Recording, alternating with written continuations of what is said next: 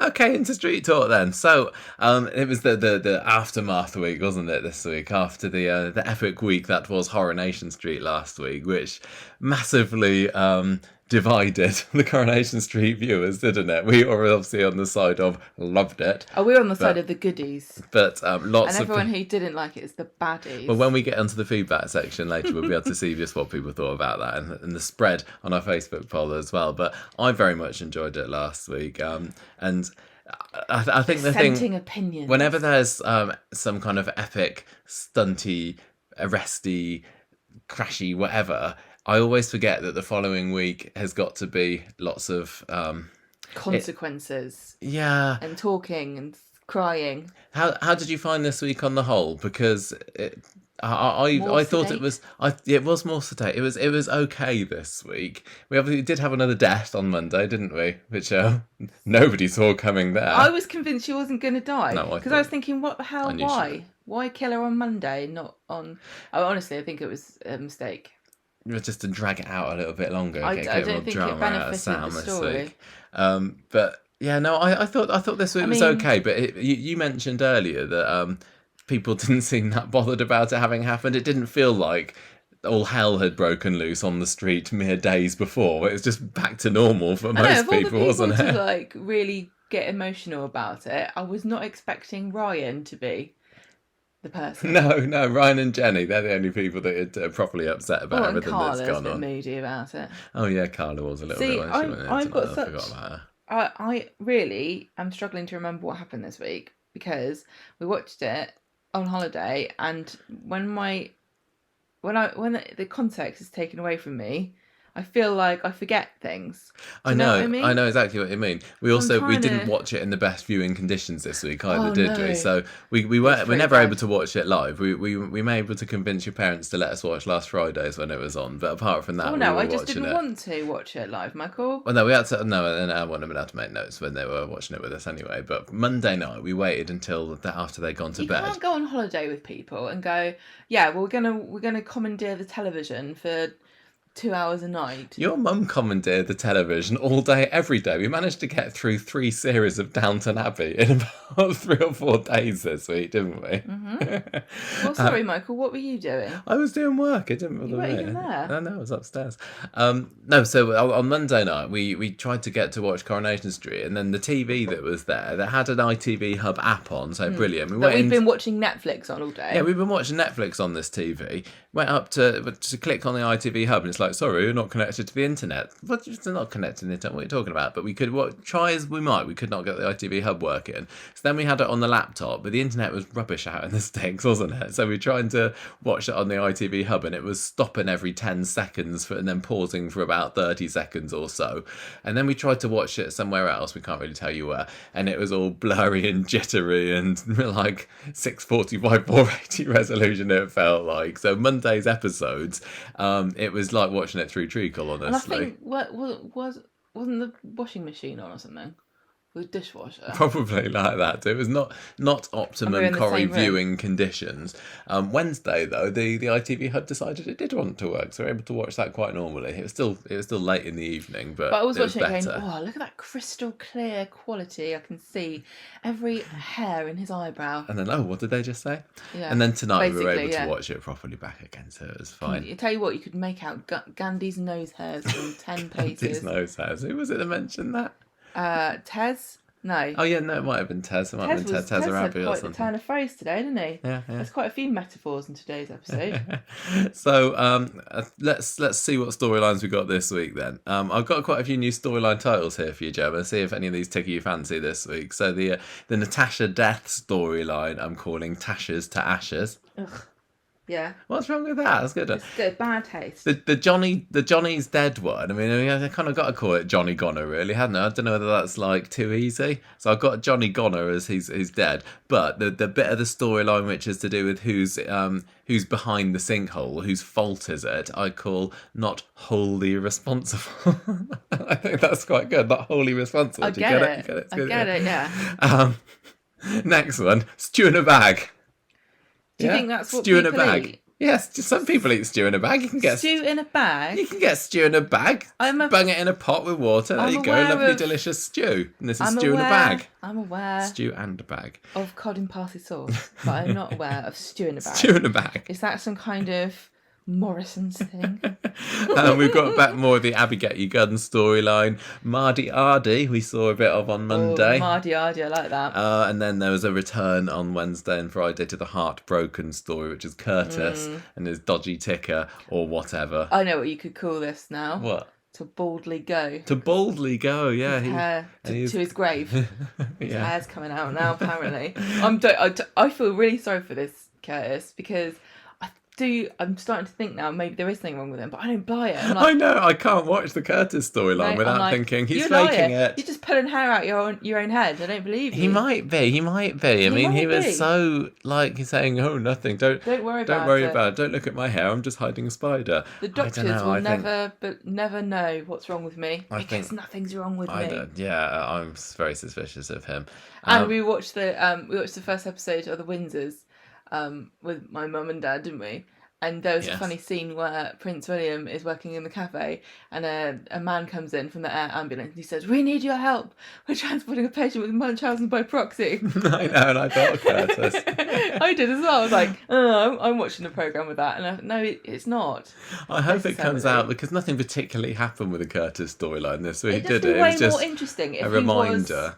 If he was a charlatan. Something needs to happen to that story to make it more interesting, I tell you. There's already been so many sickness storylines. Yeah. And then we had a little bit more of the "I'll have Zidane payment, please" story. Which, again, nothing really happened with it. It was just probably a reminder that the story's coming back next week. It's just a silly story, isn't it? Do you want to do the Tashes to Ashas? Are you feeling suitably sober to be able to... And I mean sad, she's not touched a drink, everybody. I have not today, no. Not had a drop. I'll do that one then. You do the Tashes to Ashas. See, I'm off to a great start here because I thought you'd written on Monday, Simon's looking money. No, mopey. He's looking so he cash thinks it's money. his fault that Natasha is dead. But she's not dead yet, Simon. Oh, she's not, no.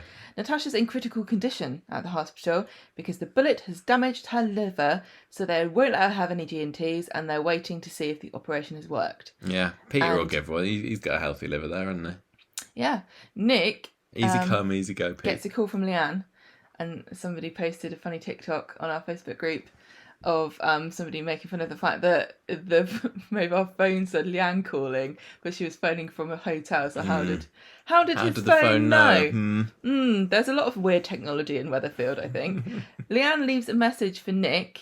I mean, the other weird thing about all these phones is that they never have people's photos. No, they don't, do they? That's really odd. They never do, and it's funny. It really makes me wonder why.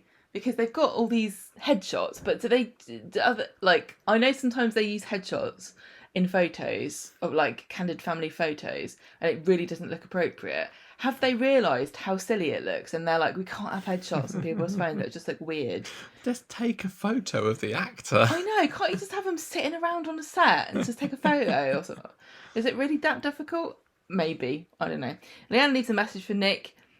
She thinks that they should tell Sam that Natasha is in hospital because he doesn't even know she's been shot. No, he thinks that she's still on the way back from London. Yeah, he's confused. Sam's confused about where he is. She is. She is. He's confused about where he is as well. He can't wait to tell her about Weatherfield's record-breaking rainfall. How insensitive, Sam. People have died. Well, one person.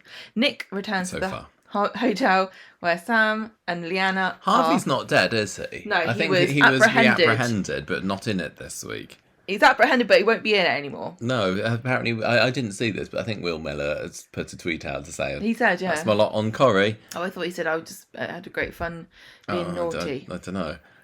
Anyway, Nick returns to the hotel. Sam and Leanne are and breaks the news to him that there was an accident and his mum has been hurt. He wants to go and see her, so Leanne stays there because she's trying to get hold of Simon, who's moping in the ginnel.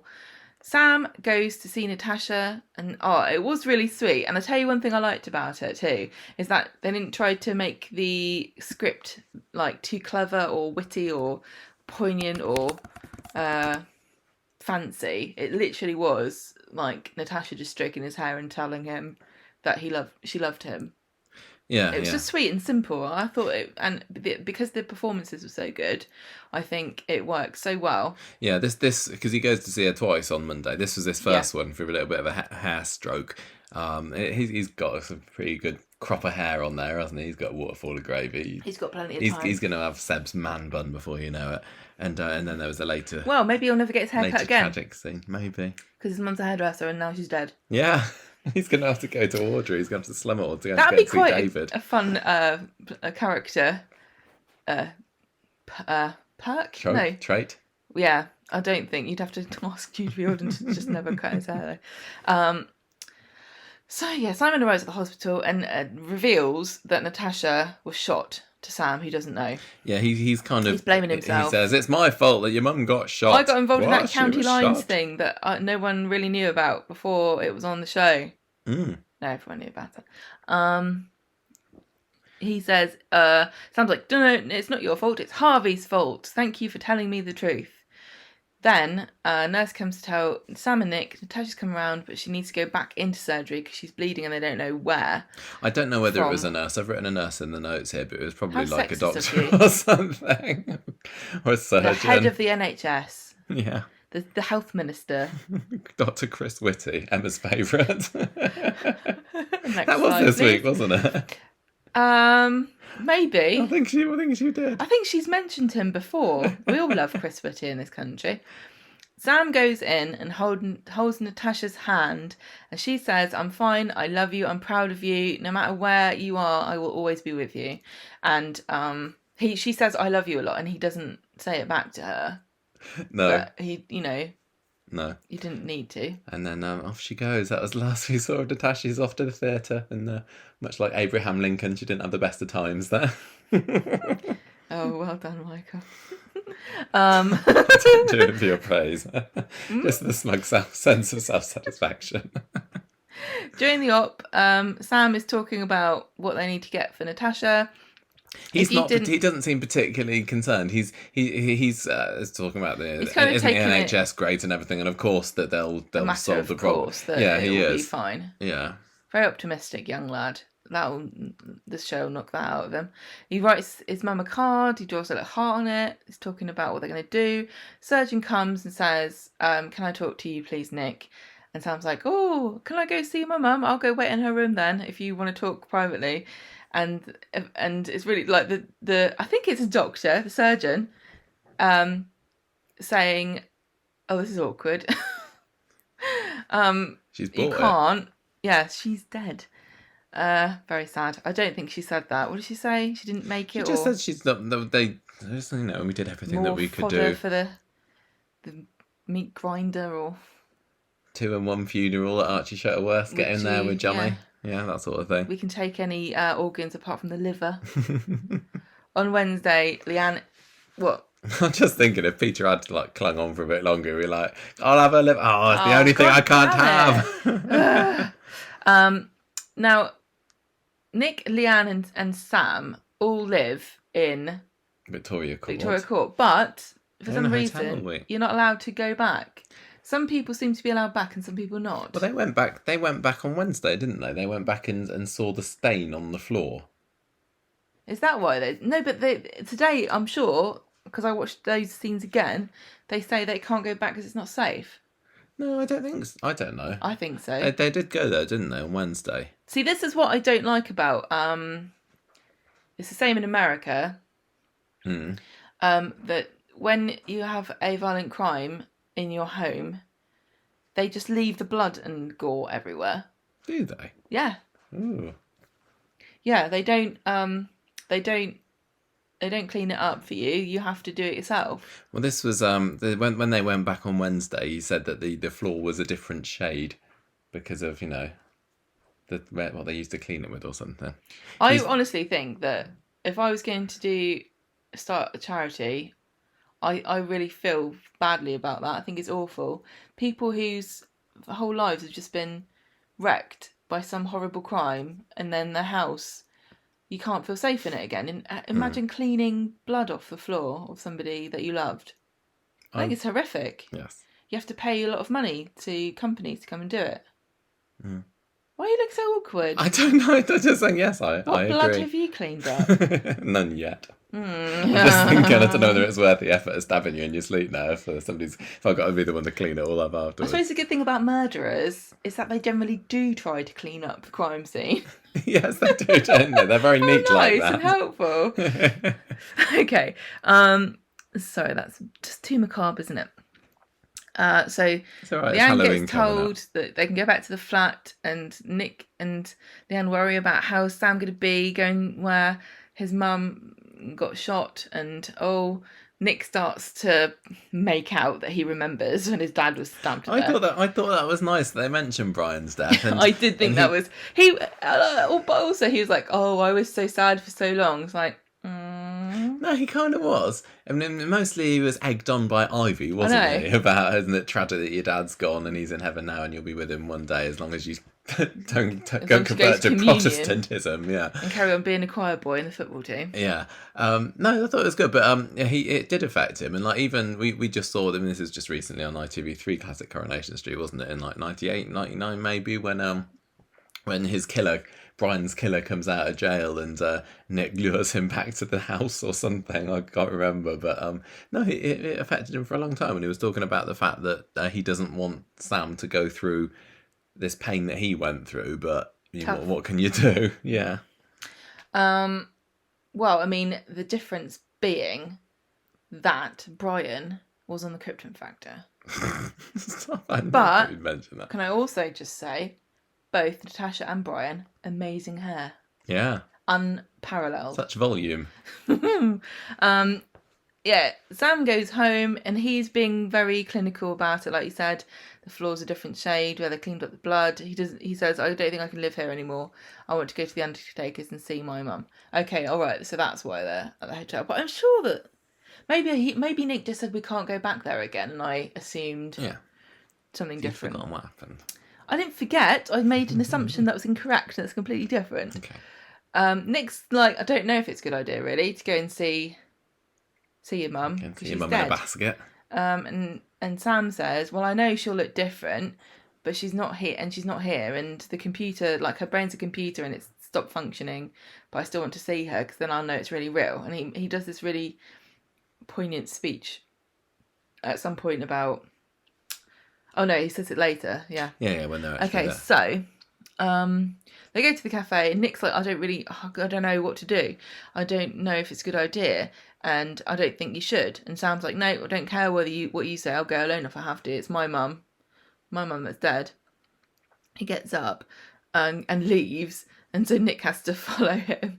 And then this was also a great scene. Leanne in the cafe alone. Well, Toya's there, and she breaks down in front of her, and she's like, "Oh, I can't be his mum. I didn't think I would ever be a mum again after Ollie died. I can't be his mum." I'm kind of glad that she's not just sliding into the role. I mean, I'm imagining it's going to happen eventually. Yeah, it will do. Because somebody met, I can't remember this really. Toya or Nick or somebody that said, well, you know, Simon wasn't your son either, but he became your son. Yeah. But in a way, that's like it does feel like a bit of a burden, doesn't it? Like that you've got this expectation on you that you're just going to naturally become the replacement mum to this kid. But yeah, it's good that it got mentioned. And I think she also said, she can't, like, she thought that Oliver would always be with her, and she's kind of got this worry in her mind that Sam will go as well. Mm. And who knows what she thinks will happen, whether she thinks Sam will go and live somewhere else, or she and Nick will break up, or Sam would die or something. But she's so reluctant to give her heart to anyone else on that level of being a mum again. See, if this was an American soap, they would have just aged Ollie up to be Sam's age, and then have had done with the whole of this storyline. I think this is just basically Corey's way of getting around the soap opera rapid aging syndrome. Is like, what are you talking about? Well, maybe they wanted Leanne to have a son that was Sam's age, but they go, we can't. He's only 3. What do we boring. do? Let's kill him off and then just get a new one in, and there you go. What purpose would you have for needing a son that's older? Well, just so they can get him in the storyline. Do you know that kids, Well, the young thing- kids on Corrie don't have much to do? Boring, aren't they? Yeah, for mostly. The thing is, they tend to age all by themselves. You don't generally need to get involved. Some age faster than others, don't they, Jack? They do. No, Okay. so I just wonder, like, is it helpful that Leanne and Nick now have an older son? I don't know. I don't think so. Anyway, yeah, poor old Toya. Leanne is crying and Toya's trying to comfort her. Nick, you got rid of the first line. I haven't. No, I'm up. Oh, sorry. Nick finds Sam in Seb's garden. Not Victoria Court thing. They've got too many gardens now. They need to get rid of Seb's garden, Victoria honestly. Gardens. Yeah. He's in Seb's garden. Yes, and he's in Seb's garden. I know. He's confused and he says, I don't feel like she's dead. Like, I keep thinking I've got to go and say something to her, or I want to see her tomorrow, or I want to talk to her. Didn't get to say goodbye to her properly. I want to go and do it now. I need to go and see. And Nick agrees, because what else could you do? This little kid here is telling you something. See, some cultures, this is completely weird that you would even have this discussion. You have an open caskets are the norm in lots of places, aren't they? And it's not really common here, I don't think. No. You went to an open casket funeral, didn't you? With wasn't Sarah's dad? My best friend's dad. Yeah, it was a Caribbean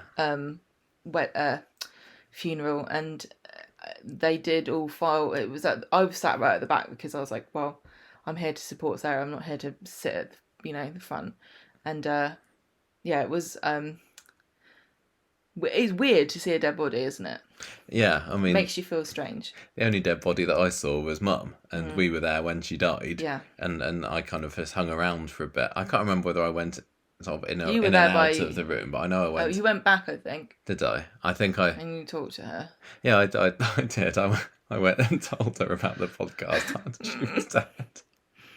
It's like in the week before Mum died, when she was in the hospice, and I was like, oh God, have I mentioned the podcast? Do I? I don't think she. I don't know. Interested. She might have been. She might have been, but no. She wouldn't have understood what you're saying. I know, but no, it was weird. But you told her. I told her. You came out and you said that you told her. Yeah. Very strange.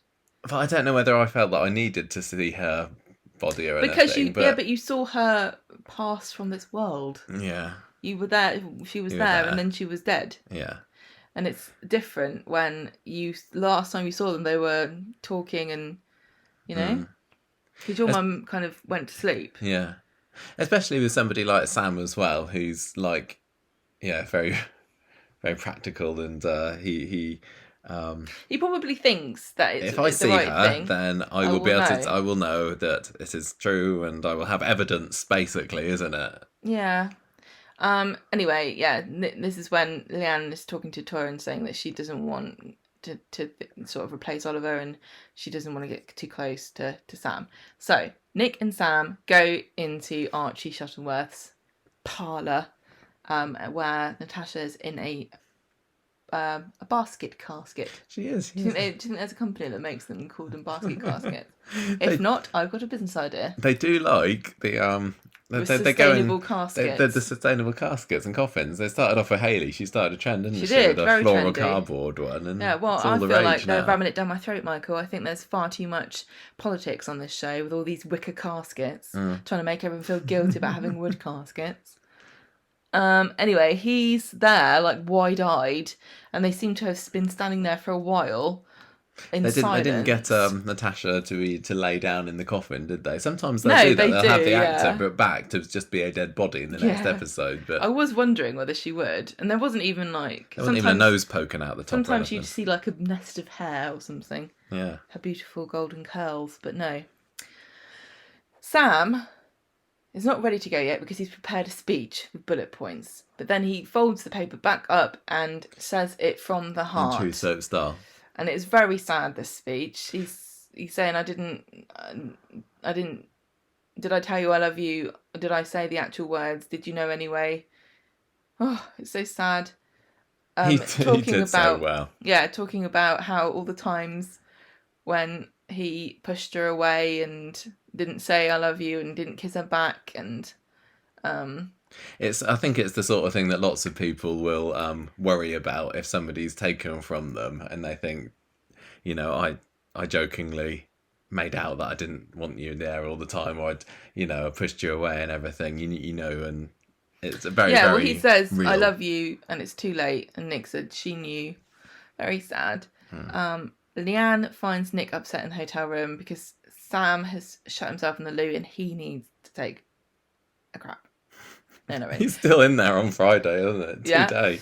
No, he's saying, I think it was a mistake. I don't think I was good enough, Dad. And Leanne says, yes, you were. We can do it. And he's just glad they can do it together. On Friday, Sam is still in the loo. Nick's at a loss. We've all been there. Leanne's like, just go downstairs. They'll have one in the lobby. He finally arrives out of the toilet in part 3 of the hour-long episode on Friday, and they tempt him out with their room service, but then they make him have macaroni cheese anyway. That's going to clog him up even more. I know he's going to be back in there in 5 minutes. I like macaroni cheese, but it's a side dish. It's not a meal. It's Where's a the meat? school lunch classic. Did you have macaroni and cheese at school lunches? I don't think so, but it's definitely on the menu at my school. Is it? Now, yeah. Is it gloopy style or It's like great, yeah. hard, It's like lovely. lasagna style? Sometimes, if we're lucky, the children don't eat it all, and the cooks. Well, Do you go round to the They plates? just bring it round to the staff room and say, "Anyone want any more macaroni and Do cheese?" they? Yeah. I would just imagine you in the dining hall going, "Hey kid, what's that over there?" Oh look, you've eaten all your macaroni and cheese, you pig. Go and play outside, burn some off. Nick tries to apologise for yesterday to Sam, and Sam is just staring out of the window. He's staring at with something, nothing, no expression on his face. He's like shell shocked, like that. Do you know that gif of that, or that video of that dog who has PTSD? No. It's just a dog with like a frozen weird expression, wearing a party hat. It doesn't make sense unless you've seen this gif. I'm sorry, everybody. He's just that, he's got 1,000-yard stare, isn't he? And Nick's apologising and saying, I'm just I'm new to being a dad. I just want to talk to you.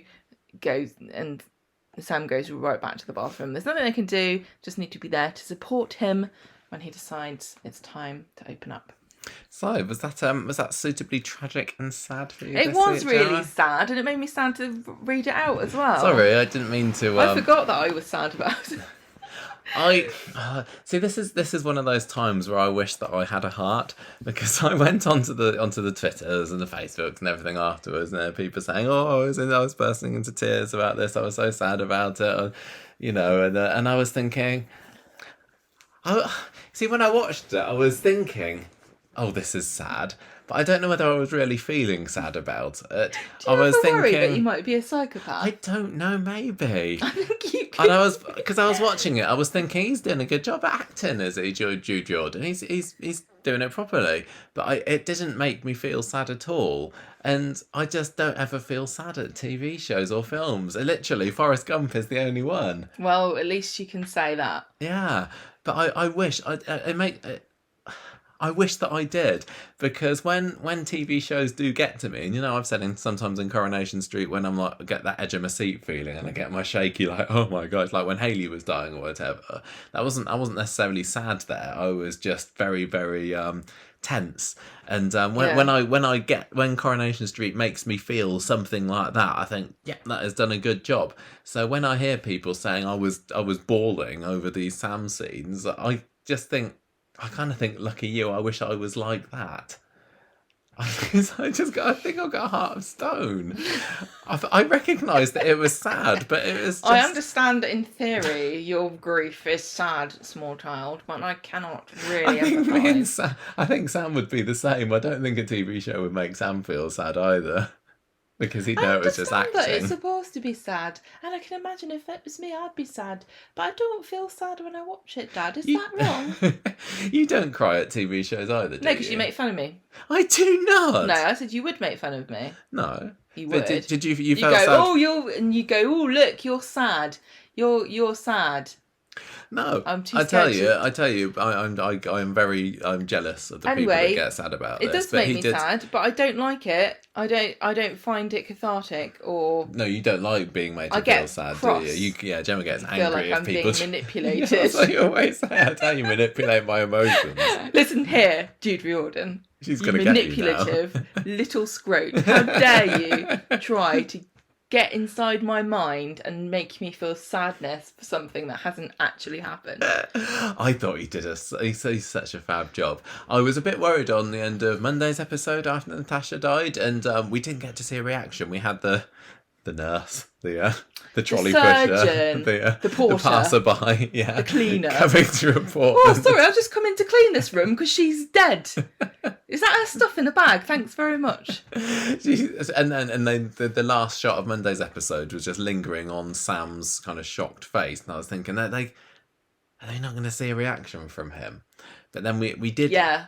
But we did. We had a lot of him, and people are already on the internet saying, "Oh, there's too much Sam on here at the moment. Why is Sam taking over the show at the moment? Samination Street or whatever." And I'm thinking, no, it's just that this week he happens to be the main character. Yeah, he's been in it a fair amount this year, but I wouldn't say that he's in any danger of taking over the show at all. No, I don't think it makes sense for him to be in it. I mean, quite apart from the fact that he legally can't be in every episode. So I was very interested to see how they would have him react to this, because he's he's not a usual kid, is he? Our Sam. He's a bit of a boffin. He's a bit how do I say? I don't want to say this in a horrible way, but I probably will, because I'm not very tactful about things like this. You should read some of the reports that I write for my children at school. No. But he's a little bit of a robot, isn't he? And he doesn't he's not over the top with his emotions. But I thought it was played just right on Wednesday and today, actually. And when he was being very practical about it, when he was saying, "Oh, her brain's like a computer, it's just switched off." When he was stood there over the casket, just staring, and then when we had these scenes today with Nick, and he was just staring into the window or the wall or whatever it was that was in front of him, I thought it was perfect for that character, because he's not the sort to break down in tears. I'll be interested to see if he ever does, because Is he bottling it up at the moment, or is this just his style? Are we going to see him squeeze out a few tears? I'd be interested. I think he feels emotions, but he analyses them. Yeah. Too much, and he's just overwhelmed, and he can't dissect it, and he's probably trying to, because it's far better to examine something remotely than to face up to the horrible truth that at such a young age, your mother's died. I think that's. I mean, the comparisons have been drawn between Sam and Roy before, haven't they? And I think that's quite similar to him. That he doesn't give in to his emotions very readily, but then sometimes he does, and it's amazing. And I would hope at some point we do get to see, because I think he could do it. Some proper outpouring of grief or emotion or something from Sam. But honestly, I think that they've played it just right at the moment. That speech on Wednesday he did, it was brilliant, and there wasn't like there wasn't a hint of humor or silliness or anything about it. It was just very, very much in character, saying it from the heart. Utterly, completely believable. So well done to everybody involved. I think it was really, really, really well done, wasn't it? But people have said there's too many Coronation Street kids being made orphans. That it's not been. He's not. First of all, he's not. No, sorry, not orphans, semi-orphans. But is that what they call them? Is that what you are? Yeah, semi-orphan. Because, and it's not the first time that people have remarked on the fact that lots of kids are losing their parents. Like, you got Jack's lost his mum, and Liam's lost his dad, and going right back to Peter and Susan losing Valerie and everything. But it was after this episode on Monday that it started brewing up on social media again. Like, isn't this ridiculous that too many kids are losing their parents just for, I don't know, for storyline purposes? What do you think? Did it bother you? No, all the best children are orphans in fiction, aren't they? Yeah. Look at Harry Harry Potter. Potter, he did great. Almost every Sophie from the single BFG. like adventure book when I was a kid, almost every single one began with "then the parents died," and I always used to think when I was a kid, "Wow, Lemony wish my Snickets. parents were dead because then I'd have a proper adventure, or at the very least divorce, so I can get 2 Christmas presents." It doesn't particularly bother me, but it is a good point that maybe an unlikely proportion of children are losing parents in this show. But... The thing about Weatherfield is that it's full of skewed statistics. Yeah, of all sense, basically. You in all can't senses. You can't just never kill off characters because they have children and it's not realistic. Quite often, the mummy actresses want to go off to leave Coronation They Street want to to go do and have bigger, their better own things as well. little babies. They can't be looking after other people's fictional babies. Exactly. And to be honest, the writing has been on the wall for Natasha, as we've said, literally for the past year plus, ever since she swanned back into the show last autumn, saying, "Nick, I've got a surprise son for you." I literally don't think there's had a ever target on been her a back. character in Coronation Street that we have been so absolutely sure that she's going to die a horrible tragic death from almost the minute she came on the show. No, It's just like seemed watching so Bambi's mum obvious. frolicking around a meadow going, well, she's not long for this world, is she? It's making Another great orphan, Bambi. Yeah. It's I'm sure in the predictions for this year we said that Annie. she was going to die. I know, and Violet as well. But there's something funny going on with that storyline in there because Dylan, Sean's son, came into the show for a little bit and then he wasn't, and then there was maybe a storyline about him getting bullied that lasted for about half an episode, and then we haven't heard from him again since. But wouldn't surprise me if Violet Wilson is the next Corrie mum to pop her clogs. But everyone again, as this is the other thing that happened on social media on Monday. Everyone seemed mad that Natasha's dead. I don't know how much of it you read, but I was looking on Digital Spy and looking on Twitter and even on our Facebook group, to be honest. And I put a very frank and brutal post where somebody posted on a Facebook group, "Oh, I'm so sad that Natasha's dead. Why they shouldn't have killed her off? What a stupid move." And I was like, no, it was an obvious move. Good riddance to her. And apart from the fact that literally before we even knew what she would be like this time she came back, it just felt that this was a way to get Nick to have a son. So the only way they could do that was by killing off Natasha. But that aside, at the end of the day, Natasha wasn't an interesting character, and I'm sorry, and everybody thinks that she was. But are you watching a different person? She literally had no personality, and she was barely in it this time. I think I've got like a little bit of leftover resentment. No, that's not the right word. I don't know, but I never liked Natasha the first time round, and she was in it 2-3 years back in the late early 2000s, like the first decade of the millennium, and she was a complete waste of time character. She was in the background in the salon with Audrey and Maria doing nothing for literally all of that time, and then at the very, very end of it, for the last maybe the final month, they finally we better give her something to do. Let's get rid of her. And she had an awesome exit. She had a really, really fantastic exit the first time round, didn't she? Where she starts to make enemies of a variety of people on the street, and then her final scenes is proudly walking off the street with like a exploding bomb behind her, almost, just after telling everybody how much she hates them, Nick, Gail and the others. Really, really, really brilliant exit, but most of her time on the street was dull. And then this year as well, she hasn't done anything interesting. She's a fine actress. Sorry, I can't ever remember how to say her surname because it looks complicated to say, Rachel L. But I don't believe that Coronation Street have done anything to try and make her into an interesting character. She's just a vessel to deliver Sam to the street and then to die. She's a nice mum. She was just a nice mum. She had nice hair. I don't get where people are saying what a brilliant character with so much oodles of potential Natasha is. I don't get it. She fulfilled all the potential that she was ever going to deliver. She's the sort of character who, if they'd wanted to give her a brilliant storyline, I'm sure she would have risen to the challenge. But she's also one of these people that, like, the very, very few people on Coronation Street that you can genuinely say, oh yeah, I think that I'd quite like them and want to be their friend in real life. Because I think, honestly, that's the hallmark of a boring character. Like, if the only word, really, that suitably describes you as a character is nice, then you're never going to be interesting to me. She was just obscenely inoffensive, wasn't she? And even in the Very past bland. 12 months, she's just swanning back and forth to London. And it's like, oh, there she is. And she's telling like, Sam that she's not supposedly- allowed to see Nick. And all this episode, she says he can go and see Nick. Yeah.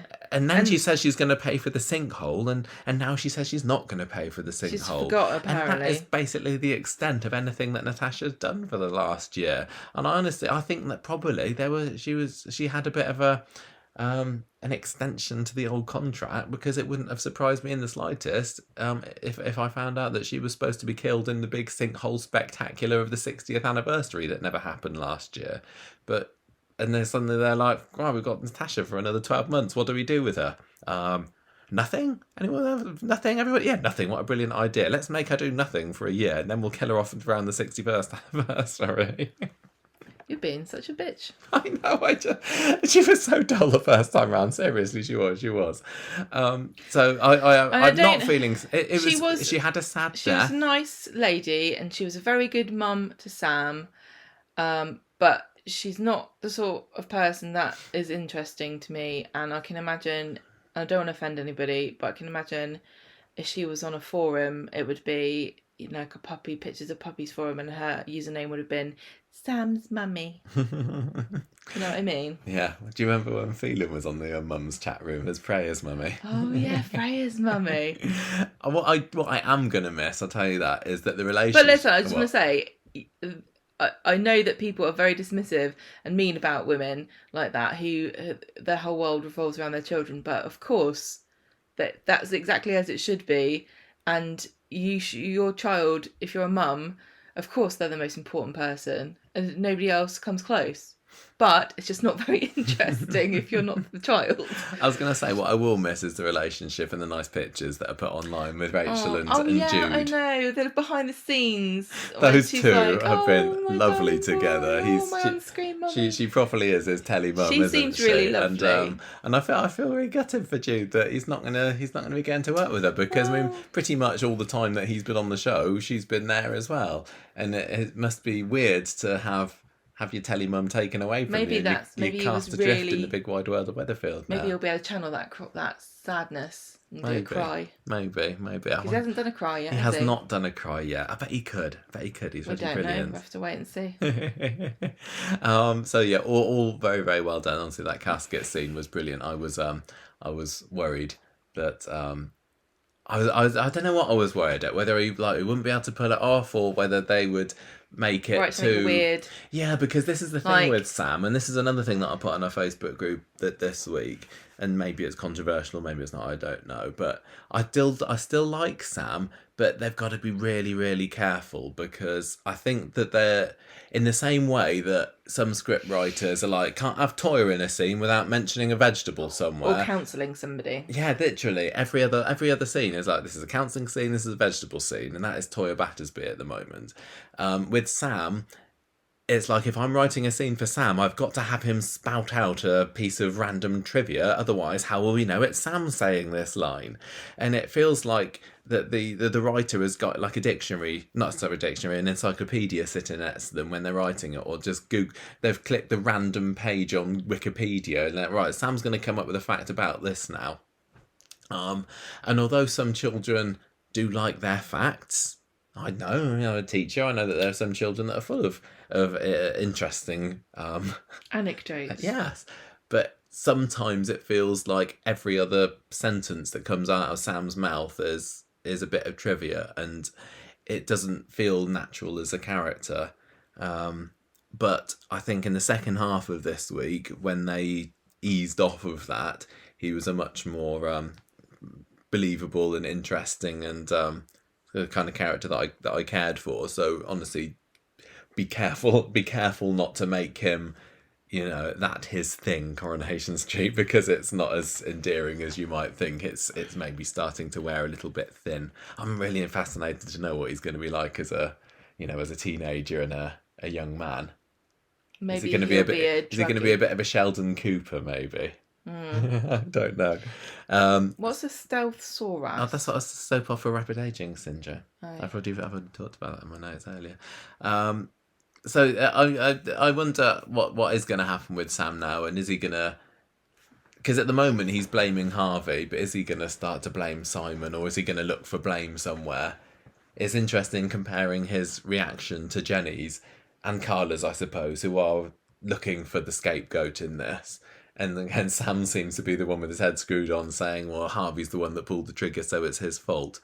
But there's going to be some kind of conflict, isn't there, in the future, once it's all died down and everything. County lines, eh? Maybe he'll get involved in that. I hope they don't Sam take him. Sam could definitely be a drugs mule. Nobody would think he was smuggling anything, would he? He'd go, bamboozle you with facts. He'd go, oh yes, officer, I am carrying cocaine. There's enough cocaine here to kill 500 camels. And Craig would go, off you go, kid.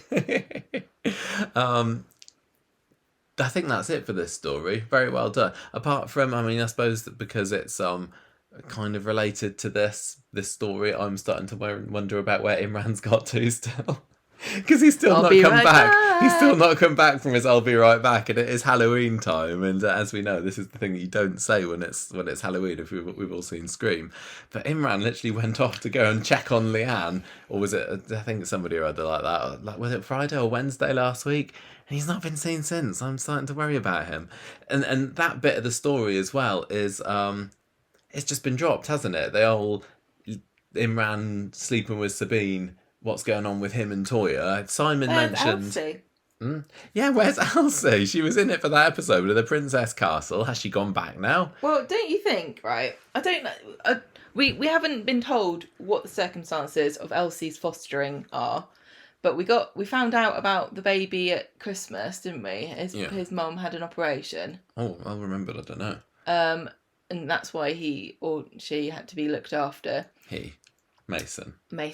Sorry, Mason, like the bee. Yeah. But we don't know Elsie's backstory. I don't think so. But I just imagine Tragic, probably. Is it like a parent who's lost custody through neglect or something, like some kind of terrible, awful person, or is it some person who's unable to care for her for some reason beyond their control?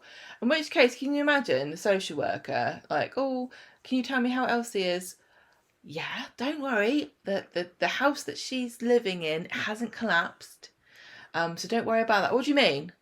Oh, didn't anybody tell you that the whole area has fallen into the pits of hell? It's all right. So this is what I was saying earlier. That nobody seems bothered that there's a load of sinkholes and that any other could open. Yeah. Because last week you couldn't walk a few steps without a sinkhole opening beneath you. And now it's like, I'm glad that's over. Seriously, I wouldn't want to go outside. A man died. Well, Jack was saying earlier this week, wasn't he? I'm really scared, Dad. Because Kevin was trying to ship him off to Holiday Club. He was like, get to Holiday Club, it costs me £8.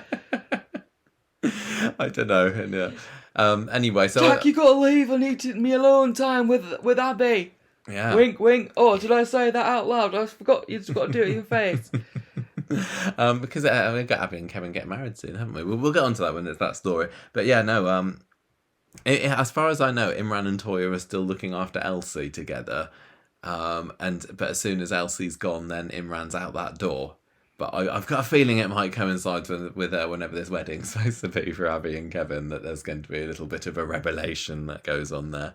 Yes. Let's move on to the Johnny Goner / not wholly responsible story. And then we got Jenny's reaction. So she still remembered that Johnny's dead, unlike most of the rest of the street. Carla and Jenny and Ryan are the only ones. A couple of people mentioned it, but they're not that bothered. And I'll tell you the other thing. People die in Weatherfield all the time. The other thing as well is the way David's reacting.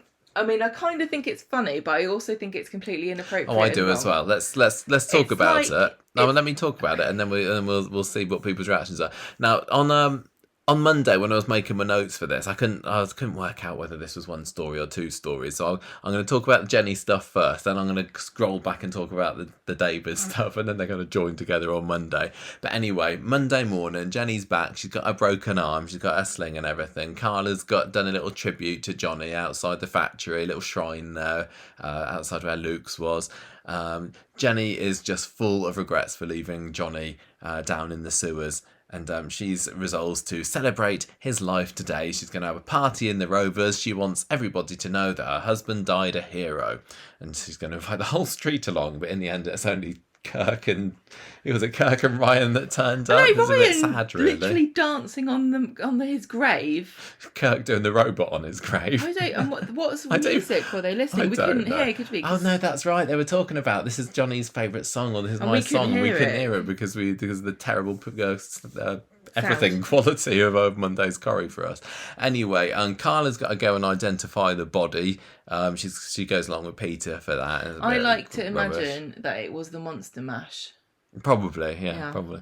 A journalist goes round to the Rovers. Jenny's invited this journalist round so she can do her obituary and say what an awesome dude Johnny Connor was. I don't think they normally send journalists to write the obituaries. I think you're supposed to phone up and say, how many words do you want? But this is the local landlord. And then they say, yeah, that's fine, dove or crucifix. This is the landlord. He was friend to all. But so front page news. Never met a woman he wanted to kick out of bed. She's kind of interested in the fact that Johnny was in prison, which Jenny doesn't want her mentioning in the article. She says, don't mention the prison stuff. And the journalist was like, prison, eh? The obituary hasn't been published by this point, has it? I don't think it comes out later in the week. We assume it's been in the papers and everyone thought it was touching. Yeah, anyway. Then Leo comes in and gets his head bitten off a little bit by Jenny because she's not quite ready to go back to him yet. And she tells him about the party, but he doesn't think it's a good idea that he comes. Anyway, so Carla... It sounds awful because I don't even like Monster Mash. Carla and Peter back from the body viewing, and she's feeling a bit numb. Gets this message on her phone, dashes off. And she's straight over to the Rovers. This is the message from Jenny saying, come in, we're having a party, your dad's dead, bring your own bottle. Carla comes in and she's like, pub? think you're being a bit inappropriate here, Jenny. Well, she walks in to them listening to the Monster Mash. Presumably. While Kirk does the robot dance in honour of his sacrifice. And Jenny's getting not quietly at all, but she's getting sozzled. And Daisy's kind of standing in the corner looking very awkward, thinking, I don't think we should really be doing this. She's getting defiantly drunk. Jenny snaps at Daisy, hurrah, saying, you are trying to split me and Johnny up anyway. I want to remember my husband without looking at your snidey face. And Carla and Dirk and Ryan don't really know where to look at this point. So she slings Daisy out. She goes straight to Daniel, her one and only other contact on the street, and says, oh yeah, Jenny's kicked me out. Sure, I didn't like Johnny and everything, but I didn't want him dead. And he says, look, you can stay with me as long as you like. So we cut back to the Rovers. Carla's there talking to Jenny about going to see the body and everything earlier on. And Jenny says, I let him down. And when he came out of prison, I pushed him away. And Carla says, you did your best. And also, all that support you gave him after Aidan died. You're a jolly good wife, actually. Don't be so hard on yourself. I can't remember how widely known it is that Jenny bonked Ronnie while Johnny was in prison. Does everybody know this now? I've forgotten. Because I'm kind of thinking that Jenny probably could have done a little bit of a better job as a wife. If she'd have just held out for a little bit longer. Were issues all round. So Jenny, we see Jenny later coming to an empty bar. She's looking very worse for wear. Oh, and then she hears Johnny doing a bit of an echo, doesn't she? I can't remember, but again, we can hear it very well, so I don't know what he said. But she ends up wailing uncontrollably, and then there's a knock at the door, and she's like, I said we're closed, but it's Leo again. And he wants to keep Jenny company, and she says, look, you should be running a mile here, mister. So should Rita. She's been trying to phone me up all day, but they couldn't get Barbara Knox on set, so we haven't got any scenes together this week, although that would be very suitable and appropriate and they probably should have really tried hard to get Rita into some scenes this week.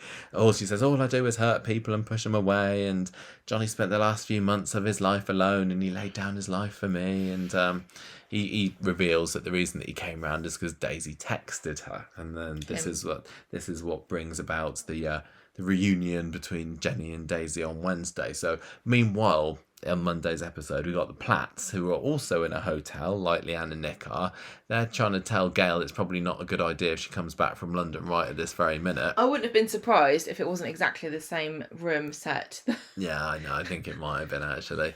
So they go back home later on, and Leo's saying, look, you need to check it's all safe and stuff before you move in properly. Also, by the way, you should have probably got the sinkhole fixed sooner, because this might not have happened, so it's kind of your fault. So David's like, oh yeah, maybe we should have done that. We better go and see Debbie and get our stories straight about whose fault it is that this sinkhole opened up and swallowed half the street.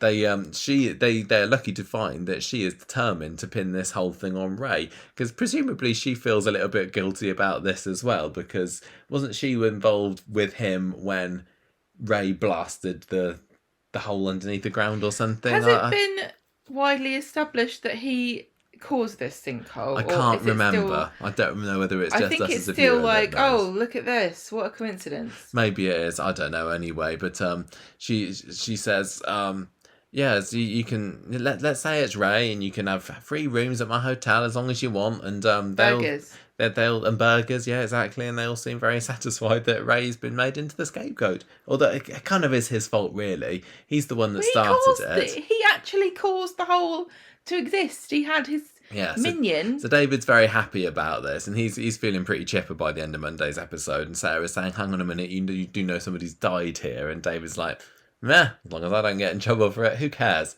So Wednesday, Carla, we see, is bursting into tears again, on the edge of bursting into tears, and Sarah's trying to support her and also looking very guilty at the same time. And she says, "Oh, I'm so sorry." And Carla's like, "Well, sorry, it's not like anybody could have prevented this, is it, Sarah?" And Sarah Lou's at one point, no. I'm pretty sure that Sarah tells David, if Carla finds out that they could have prevented the sinkhole from killing her father, she would never hear the end of it, as though it would be something like, do you remember that time when we went out and you were sick on my shoes? They go back home, David and Sarah do, and David's just like back to normal as if nothing has really happened, but Sarah's still feeling mega guilty and can't believe David's attitude. So he says, look, Carla doesn't need to know anything about this. It's not going to help anything. It's not going to bring her dad back. Let's just keep quiet about it. And as we all know, if you try and keep a secret here on Coronation Street, nothing can ever go wrong. I can't believe that they don't think that there's going to be an investigation of some kind or an inquest. I know. Like, it's not like nobody's ever gonna bring this up again, and it'll just be like, don't talk about it. There will be an inquest, and it will come up. Yeah, well, they don't need to do an inquest because Weatherfield's top journalist Daniel Osborne is on the case. Very coincidentally overhearing Sarah telling David that the guy who's given them this massive quote for fixing the sinkhole has said that they should have had it fixed sooner.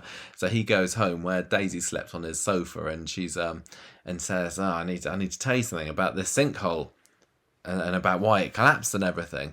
So Daisy hotfoots it to the Rovers later, and reveals to Jenny that the Platts could have stopped what happened last week. So, and Carla's there as well. She storms into the streets, let rip at the Platts, and David's like, yeah, sorry about that, Carla. Carla storms back off again. Jenny's saying, what you did is as good as murder in my book. So they get a bit of a telling off from Jenny and Carla. Back in the pub, Jenny makes up with Daisy. Ronnie comes in, Uncle Ronnie, he's got his condolences, and he's like, sorry I've not been to see you sooner, but I've been supporting Debbie since the last week. Sean comes in, more condolences. Johnny was a great man, says Sean. And then Sarah comes in. So I got a bit bored of that, can you tell? Sarah Lou comes in and says that I'm sorry if my family to blame for all this, and Carla says, yeah, they are actually. Sarah says, well, we're going to use the money that Adam was going to give me to buy it into the factory to pay for the sinkhole to be fixed. So it's all going to be okay in the end. And Cara is not impressed by this at all. It's too late. It was a death trap. You can fix it all you like now, but it's not going to bring my dad back. And then we end the episode with Jenny having a bit more of a cry with Ronnie, basically. She's having a look through the old photo albums out the back, and Ronnie says, "I'll be a shoulder to cry on whenever you need me." And that's about it for that. So did you enjoy that?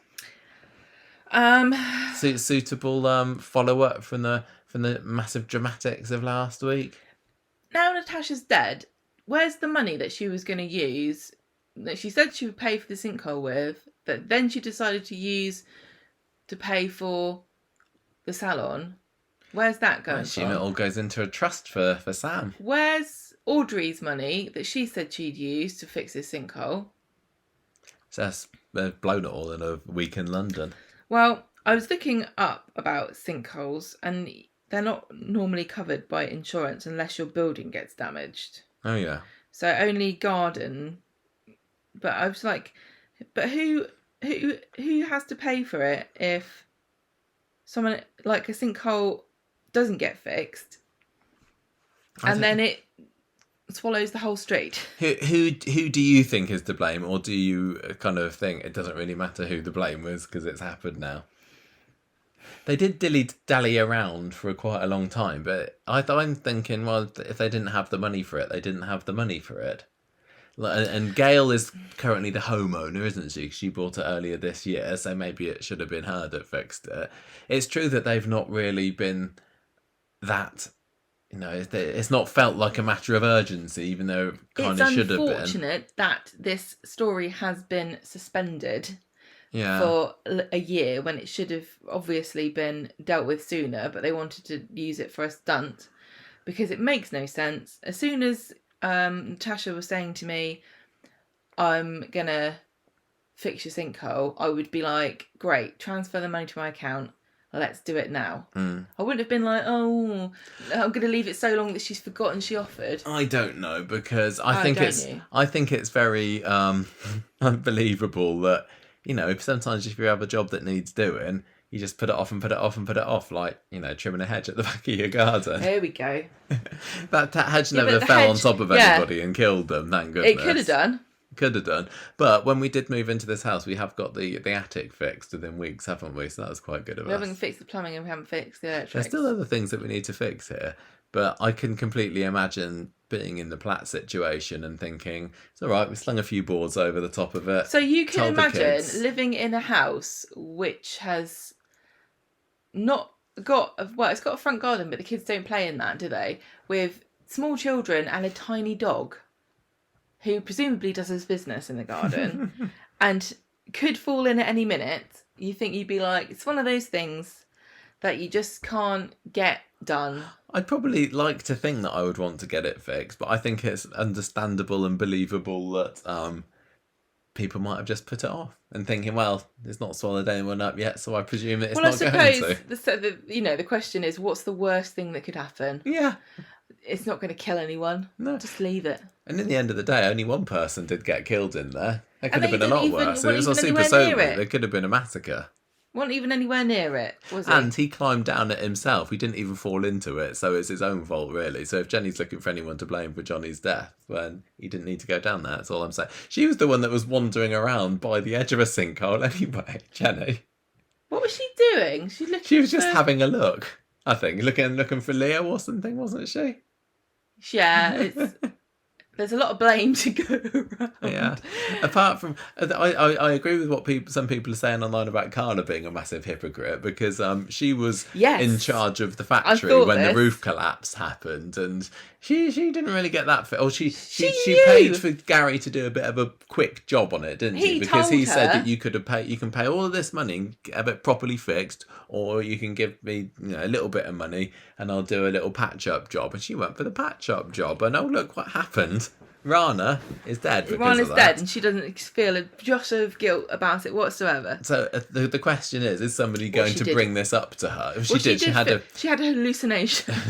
she had a special issues-based week where she thought she was seeing Hayley. She certainly paid for it. From that perspective, though, then she's right. She's perfectly right here, because David and Sarah are acting like there was a turd in the punch bowl at a party, and they're hoping that nobody finds out No, it was Lily's. David is. Sarah has Sarah's got like, the conscience. no. Sarah definitely said at one point, "God, if Carla finds out, I'll never hear the end of it." Like she's going to be nagged at. I think that David came across worse.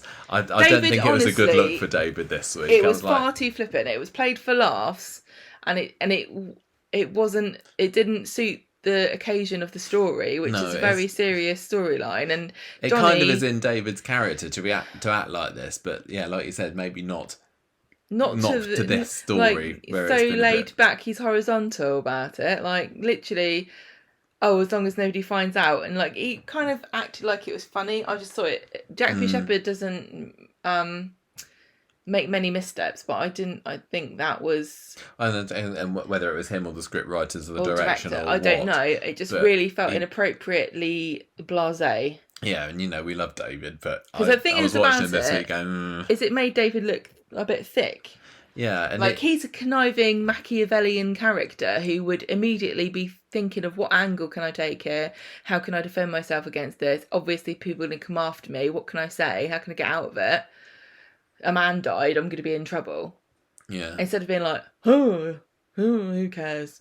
Yeah, I didn't like him this week. Shame.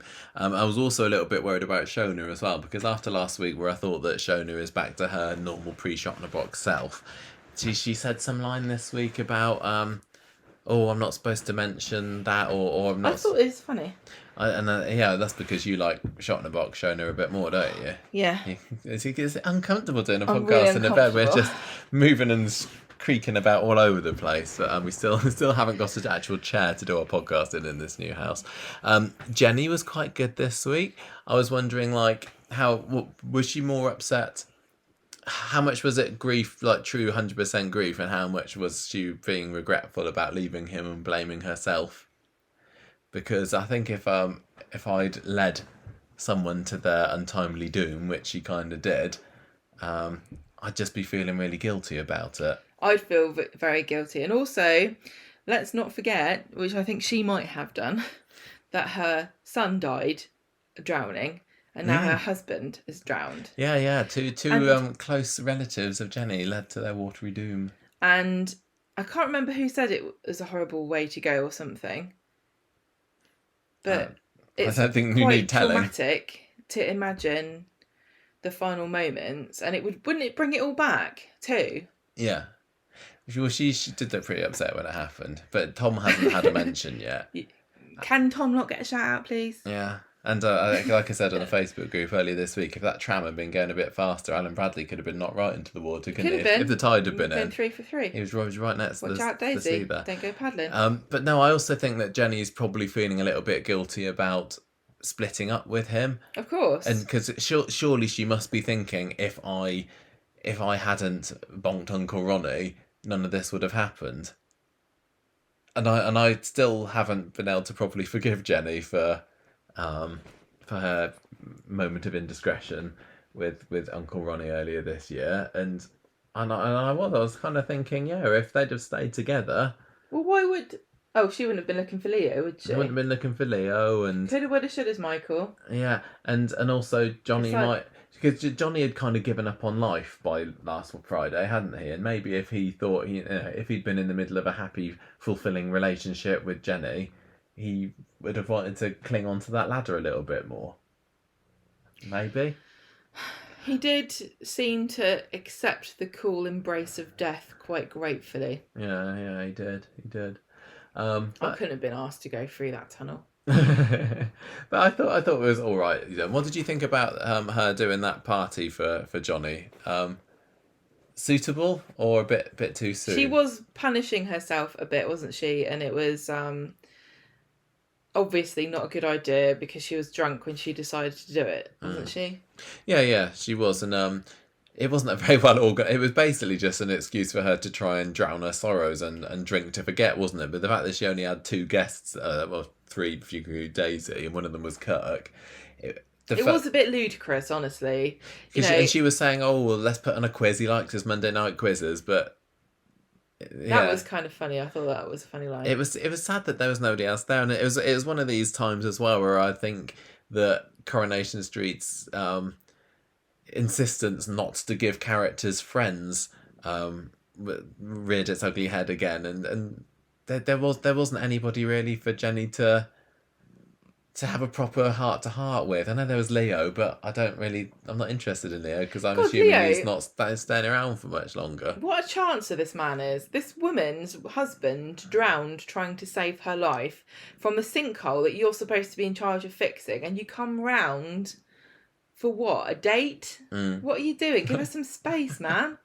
Well, she's fighting them off, didn't she? She had Leo and Ronnie come to give her a little visit this week. I know. But no Rita. Pay the merry widow. They really should have had Rita, shouldn't they? Dues. Or Sally, maybe. Have Sally come round. I don't know. It just felt like it needed something. And one of the things that I'm like, I love Jenny, but the characters that she's being surrounded with at the moment aren't on the favourite characters list, and it's making me harder to get excited and interested in Jenny's stories because I know that it's going to involve Daisy, Leo and Ronnie. I want to have I don't know, I'd like to see her mingle a little bit more, and as the landlady she should be full of connections, but I know, she's and not. She's also a legacy character. Yeah, it just feels like that they've kind of shoved her into the Rovers, the place that nobody ever really goes to anymore, and she's just stuck there with Daisy. It's really unfortunate, timing wise, with COVID, isn't it? Yeah. Because the Rovers is a joke now. Yeah, it really Nobody is. goes in there. It used to be silly how often everybody went and drank, and I remember complaining about it and saying it wasn't really very good. But it's very, for lots of people it is perfectly normal, but we do need to actually think about how healthy and sustainable it is to go drinking every day. But it was the heart of the community, wasn't it? And now it's not. And it feels like she barely, as a landlady, got the chance to revel in that very central role on the show. Well, I hope that they still keep her there for a long time. It's weird to have a Coronation Street where the landlady is so isolated. You're right. She is. She's just not got the connections. But although I was very happy for her to lose one of her few connections, even if only very briefly earlier this week when she slung Daisy out, because I completely agree with Jenny that if Daisy hadn't meddled quite so much a year ago when she first came in, she's trying to get her to dump Johnny again. Maybe she wouldn't have gone to find solace in the strong tree trunk like arms of Uncle Ronnie, and she'd have still been there for Johnny when he came out. And maybe it's just because I don't really like Daisy, but I'll happily give her a little bit of the blame for Johnny's Have you decided that you just don't like her now? I think she's not as one-dimensional as she was. That's absolutely true, because the first 6 months it felt like every other line from her was, yeah, but you need to leave Daisy, Johnny, he's a loser, and she's not quite like that anymore. But I just haven't been able to warm to her at all. I'm really annoyed that there was never any further motivation for Daisy's hatred of Johnny other than I don't literally like him. Yeah. Which is fine in real life. That's how people work. But in fiction... There's got to be a secret, especially in soaps, secret, yeah. And she said this week, it's true that I didn't like him, but I didn't wish him dead or anything. But you'd also think that Daisy would be traumatised because she was traumatised by blooming... She has no feeling. She's like me. No, but that baby... She wouldn't cry at which Sam's baby was scene. it that swallowed a magnet?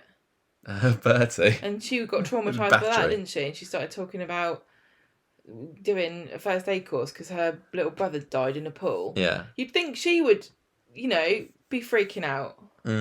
Like, how likely is it that you know two people who drowned? That would really haunt me. I know. Especially considering it's like both of these situations, they weren't anywhere near a river or the sea. They just drowned near their house. Two prime drowning spots. Well, you think if you're going to drown, you think you'd fall into a large body of water, wouldn't you? Not like down a hole or in a paddling pool. Yeah. You never know where it would water make you might feel, strike. Make you feel really anxious. You're a horrible man. I just don't know what it is about Daisy. I can't get behind her as a character, and I wish she'd go away. How mean. Right, stew in a bag, Gemma. The well-known dish. Back over to you. This is what Kevin's been eating while Abby's been away in prison. Abby. On Wednesday, Asha feels guilty for not checking in on Asha or Ardy, apparently. Stop reading my notes. I don't know what it means. She's not been... Nina's feeling guilty on Nina. Wednesday. I've read Asha, but I didn't mean Asha. Right, Nina feels guilty for not checking on Asha and Ardy, and I should have known that you didn't actually You watched mean the Asha. episodes just like I did. Did I? Yes. That's a lie, and you know it.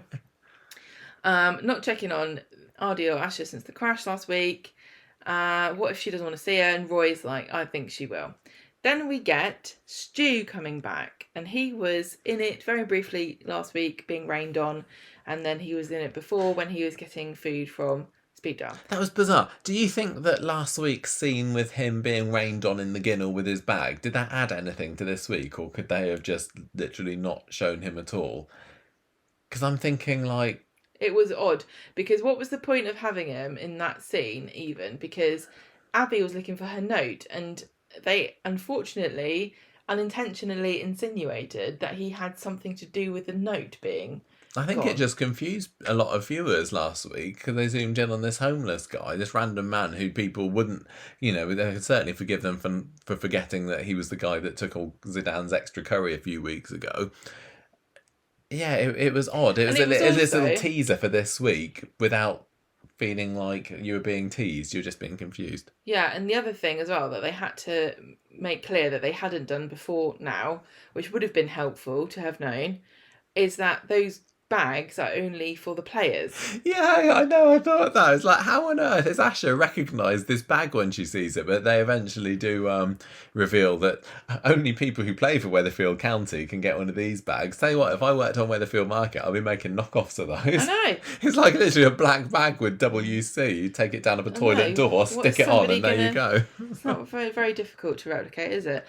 And the other thing... I hope that Stu didn't use that as a WC because he probably destroyed the evidence that was inside that Nina and Asha are desperate to get their hands on. The other thing was that bag could not have looked more pristine. I know. When you see him later, Stu going through it, it just looks absolutely... doesn't even look like it's been used to go to practice. What's it let called? Alone what's it called when you get a bit of furniture and you make it look distressed. A bit... Yeah, they could have distressed the bag. And like I said before, getting the bag's mum and killed it or something. Take it to see its baggy mum in the casket. Oh dear. I guess it makes sense now why Stu fished it out of the river, because it's like, exclusive, only the players can have this. But you would think it would look like it had been in a river, floating along. And also like the fact that he's like, at the end of the week, he's got the bag of bloody clothes. He's like, I kept this in a plastic bag because you never know. When a bag of bloody clothes might come in. Well, he said he was going to clean it, but like, how? Come on. I've taken the bag to get dry cleaned, but not the clothes. No, you can't. Come on, man. You know you're not going to get. He's not as poor as he makes out. Anyway, he's got a mobile phone, hasn't he, Stu? He showed a lot Corey of a homeless picture. People have phones. You'd be surprised. Okay. He comes into the shop anyway, doesn't he? He comes into the shop and Asha accuses him of nicking something. Then she sees this bag and wants to know where he got it from. And he, in the river, I don't know whether he says that and runs off, or she says it and he runs off. But she follows him, and he escapes on a bus. I also like the fact that this bus driver is obviously waiting at the bus stop for people to get on, and then he sees a homeless man, or a rough-looking guy. Not that this actor looks very rough; he looks pretty healthy and clean and well taken care of. Sees a young girl. Like, how often do you ever see a grown man running from a teenage girl, or two of them? Sees this happening. The man jumps onto the bus, pays him. And then he sees the girls running, and just like a bus driver, his instinct kicks in immediately. He's like, someone's running for the bus. Right, better go. Close the doors, let's go. Yeah. Yeah, the bus driver is obviously a robot that's been programmed to leave at a certain time, the station, the stop, and will never stop for anybody. They have an excellent transport system in Manchester, haven't they? He's like, I've got to go when the time says, otherwise the trams are going to steal my job. Anyway, Nina and Asha are talking about it later, and they say what I said earlier about the bags are only for players. It must be Corey's bag. He's a right player, isn't he, that Corey? What has he said has happened to this bag? Um, Is that why he's been transferred to Germany? what? Like, you haven't got your bag, have you? No, I've lost it. I can't remember what he said he's actually done with the bag. I'm afraid that only players with these bags can play for I know. I Weatherfield I thought he said he did put it in the canal. He like panicked and threw it in the canal. Didn't they have CCTV footage of him taking it down there? And they've been dredging the canal, haven't they? But haven't been able to find it because Stu dredged it first. I just find it very odd that somebody would fish. Why would you take a bag full of bloody clothes out of a canal and go, well, yep. You need a bag. If you need a bag, you need a bag. Absolutely pristine. Also, everybody knows this bag is missing and the police will be looking for it. And this guy's been walking around with it on his back. Yeah. Nobody's gone, how did you get that exclusive Weatherfield County players bag that only players for Weatherfield County are allowed to have? Well, homeless people don't like to look at them, do they? Well, there you go. They turn away so that they don't have to feel guilty. For all of us there, isn't there? Yeah. Next time you see a homeless person, look them in the eye because they could be holding evidence for a murder. Look them in the eye because they could have exclusive Weatherfield County contact lenses in. Could do. You never know. So... Asha and Nina go to the police station to make statements. It doesn't seem to have done anything. But because Craig's there dealing with it, so of course it doesn't do anything. Asha's determined not to give up and shows Billy a picture of Stu on her phone and says, do you know this guy? Yes, I do. Is he in some sort of trouble? Asha says, I think that I shortchanged him in the shop and I feel really bad because he's homeless. And Billy says, oh, that's so sweet. Why don't you come to the soup kitchen later? So Nina's like, don't you think we should let the police take charge? But Asha doesn't care. She's very excited about getting justice and getting Corey in trouble. So far, I don't think the Coronation Street writers know what an archdeacon does, but it involves soup kitchens, and that's about it. That's what he did before. Soup kitchens and community service. Well, what do we know about it? I don't, but... Well, it could very well be the case then. Maybe, all right. Stu turns up and sits around the corner listening to Asha and Nina talking about purification. Coming to see it. Maybe he blessed the water and that's why it's so clean. Yes. So not only did Stu get a bag, but he also got baptised. Nice. He hears Asha and Nina talking about coming to see him and why. So then he goes and finds Corey because everyone knows where Corey lives because he's a celeb. And he tries to blackmail him and says... he said, doesn't he say he followed him home from his trainer? And it's a good job he didn't, go in the car. Or... Yeah, that's a point. He probably went by bus. Yeah. Anyway, he goes up to Brent Towers. I'll give you back your bag, but I want money. He sings a little song on his guitar, doesn't he? He does a little strum. I was like, okay. The blackmailing song. I see. This guy's a proper actor, is he? He's going to do proper acting. I liked him. I really liked him. I think he's quite cool.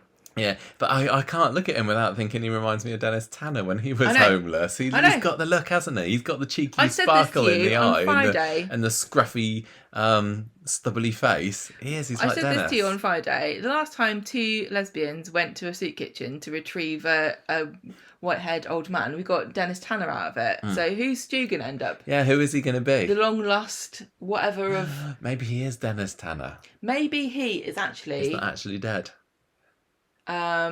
David Barlow, who actually didn't die in a car crash, but got amnesia and lived in a river. But the actor who plays David Barlow is still alive, so he's probably feeling a bit naffed off that they got somebody else to do it. Although I can't remember what his name is, but the guy that plays Stu is apparently a famous character actor, and he does lots of things.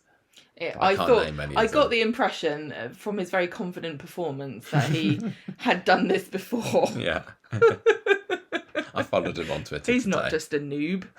He is not a noob, is he? He can do songs and acting at the same time. That's very advanced. Yeah.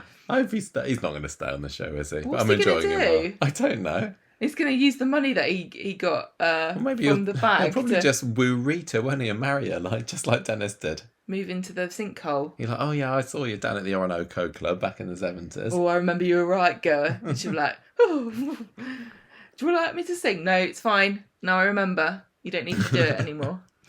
Right, Friday. Friday, Sean says he can help with the stew finding. I used to be homeless, don't you know? Do you remember that storyline, everybody? Where's my awards? He seems to think he's an expert on being homeless, even though he literally was homeless for like... for a fortnight. Yeah, and it was because he was too proud. Okay. Stu meets up with Corey on the street somewhere and says, I want £500. And Corey's like, I don't even care about money. I'll give you the money.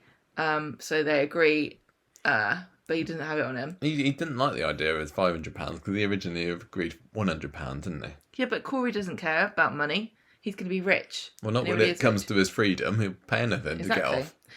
Asha thinks Nina's being pessimistic and too down in the dumps, and whenever she says something negative, she's going to make her sing Twinkle Twinkle Little Star. I think that we should try that on the podcast. Whenever we criticise something the Coronation Street's done, to sing Twinkle Twinkle Little Star, it'd be a bit of a longer episode, wouldn't it?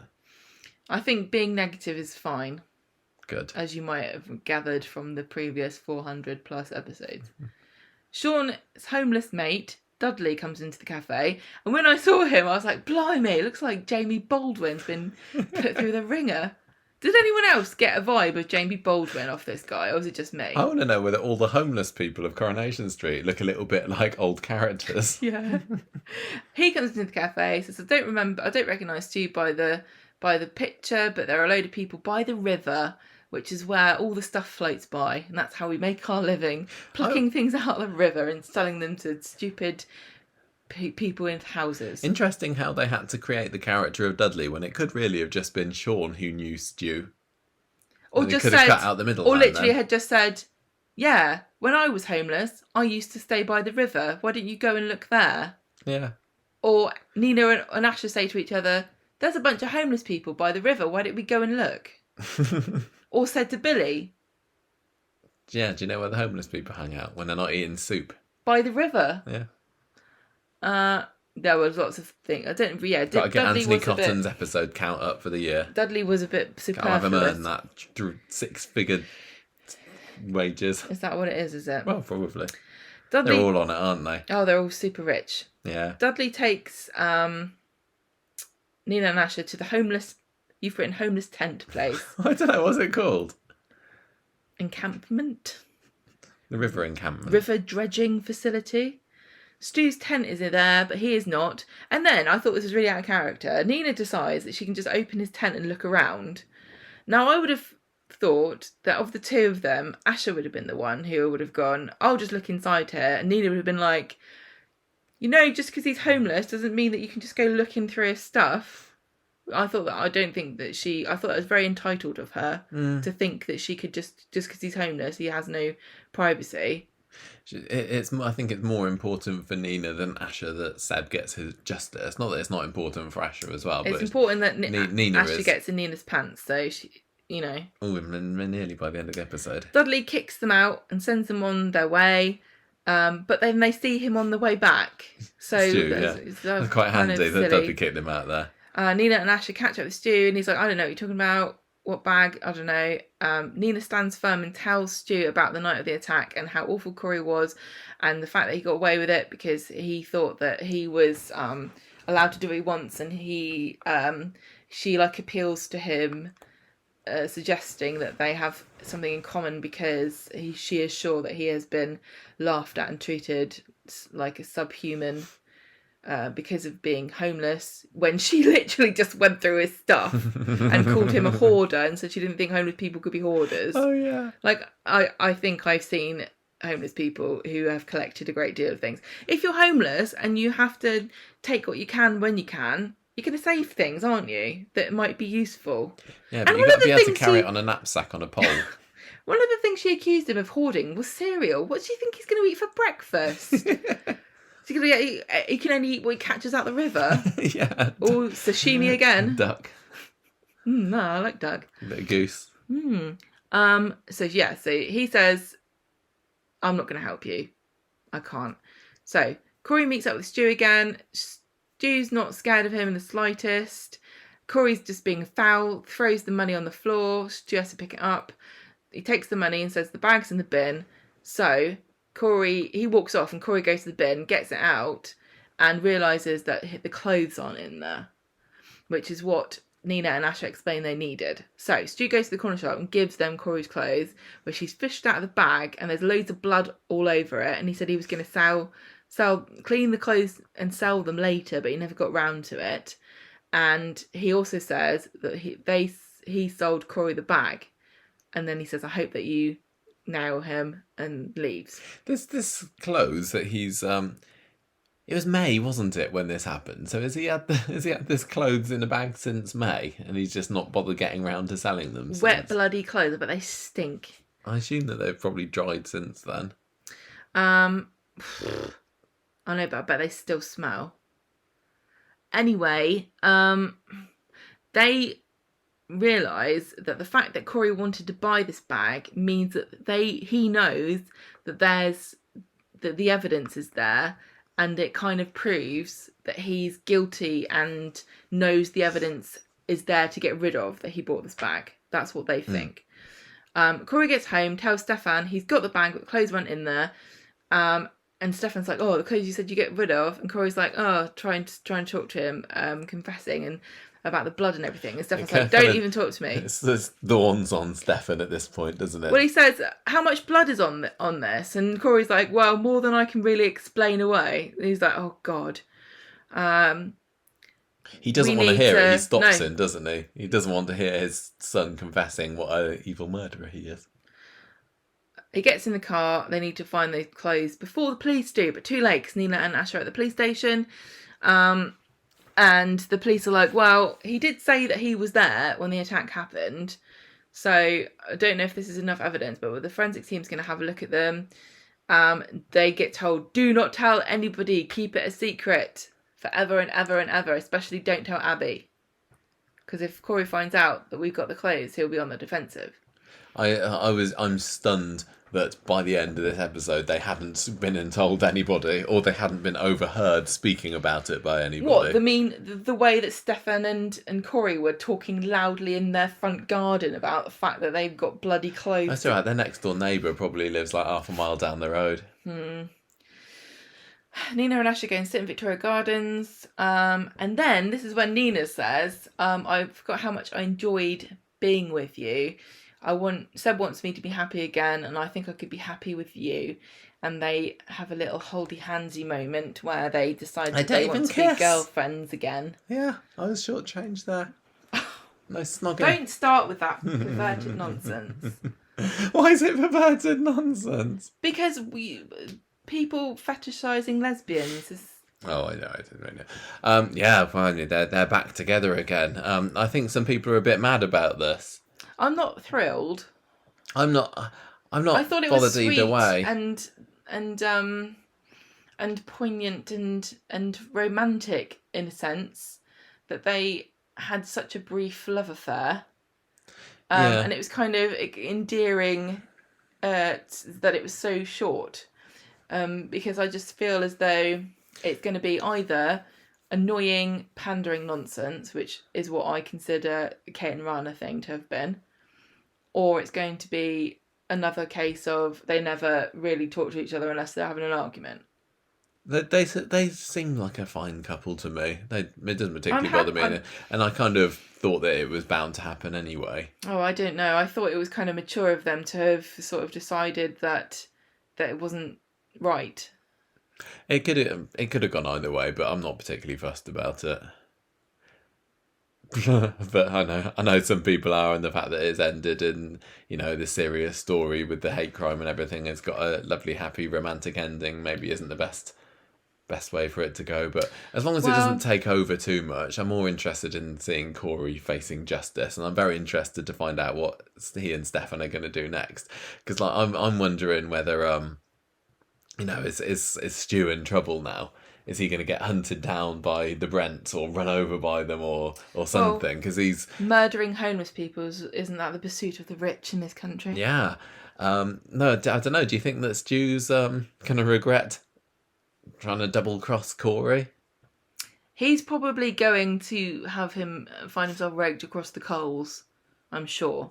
Stefan's going to could get his checkbook out and pay him, thousands, couldn't he, to firstly to give the clothes back, Well, he and then he'll can't. say I can't give them back, but I know who's got them, and yeah, I don't know. He could they could go chase him, but at the end of the day, the police have got the evidence now, haven't they? So there's only Pointless. There's nothing they can do. The only hope that they've got is to leave the country. Really. Are we going to That's have what a? you could do. Well, I wonder. We're going to have a Monday night chase. In the darkness. I know some people. I hope that it ends soon. It feels like it's reached a point where Corey just needs to be caught now. You're going to get your wish, I think, that he's going to go to prison. Yeah. Rather than be killed. Yeah, if he was going to get killed, it would have happened last week. Well, it should have happened. It's such a surprise that both Corey and Harvey I know. came out of last week's unscathed, or physically unscathed, apart from, the odd bit of rubble on the head. Yeah. Now, I know some people were talking about chain of evidence and what's it called? Chain of custody and is it going to be admissible if you don't know who was handling it and where it's been? I guess I kind of agree, but at the same time, there aren't very many good explanations for why clothes that Corey was seen throwing into the river on CCTV turn up, his clothes with his name in them, because they made sure to say that it had his name tag in it. And blood from the person who's now dead. Yeah, and a whole lot of blood. There as never well, would not have just a been a little bit. chance at any point for anybody to have staged this or set this up, because they would have had to have known that Seb was going to be killed. Yeah. And taken blood off of him and put it on these clothes to stitch Corey up. I don't see how, unless they throw the whole thing out, it's going to be easy for Corey to get out of or explain away this. I hope not. I'm sure the scriptwriters could find a way, but like I said, it feels to me like it's Corey's at the defense end now. team would find a way of saying, but logically speaking, there is no explanation for why, because Corey admits that he was there. So that ties him to the scene of the crime by his own admission. Yeah. His clothes with the victim's blood, who is now dead and was not at any point unattended for somebody to let blood from him to stitch Corey up. I can't see how you can logically explain how this has happened. No. Well, Sabine is very, very good. I hope she's going to be in it next week. And I hope we're going to have a bit of careful what you wish bit of R. Kelly next week as well. No. Right. Anyway, let's move on. Let's do the Abby story, because not a whole lot happened here. It's mostly about finding out where this gun is. Kelly now. Kelly, she's what, 17?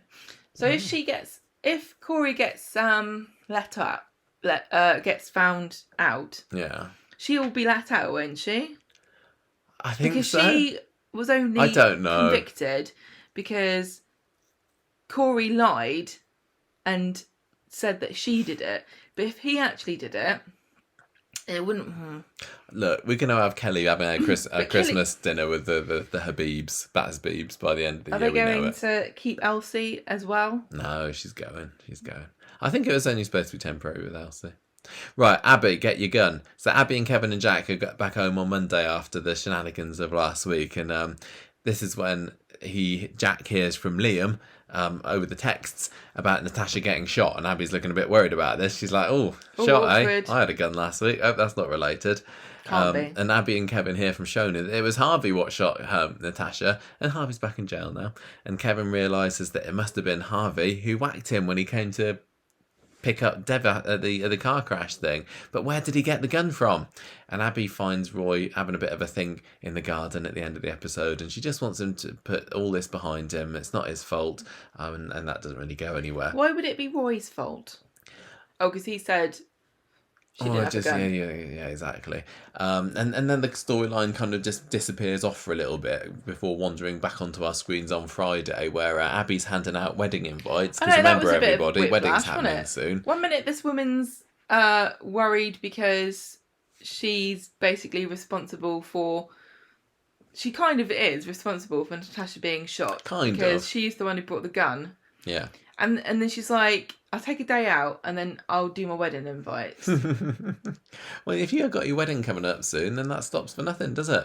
Oh, wow. So anyway, Tez I've comes a heard. knocking for Abby later at number 13 and he wants his gun back. And she says, hang on a minute, you didn't say you wanted that back before. Sorry, I've chucked it in the canal. I'd be, if I was her, I'd say, I gave you money for that, it's mine, I can do what I like with it. It wasn't a lend. No, No takesy Wants to backsies, borrow. actually. Nope. And if I want to chuck it in the canal, I'll chuck then it where I I will. like, thank you very much. It's a woman's prerogative. It's not actually chucked in the canal, is it? No, she lost it. Because the gun is in police custody, it must be at the moment, because Harvey definitely had it when he was sitting in the car with Leanne last week, wasn't he? And Unless she it drove into turns the skip. Out that he hid it somewhere and a goon's got it. No, I don't know. As much as we know that Harvey likes to hide things in cavities, I think that gun was out and about for the police to just nab and stick in a plastic bag when they pulled him out of the car the other day. Anyway, Tez suggests as well that somebody was shot the other day, weren't they? Maybe it was my gun what shot him, and Abby says, nah, he'd have brought his own gun. It's BYOB. BYOG. Sorry.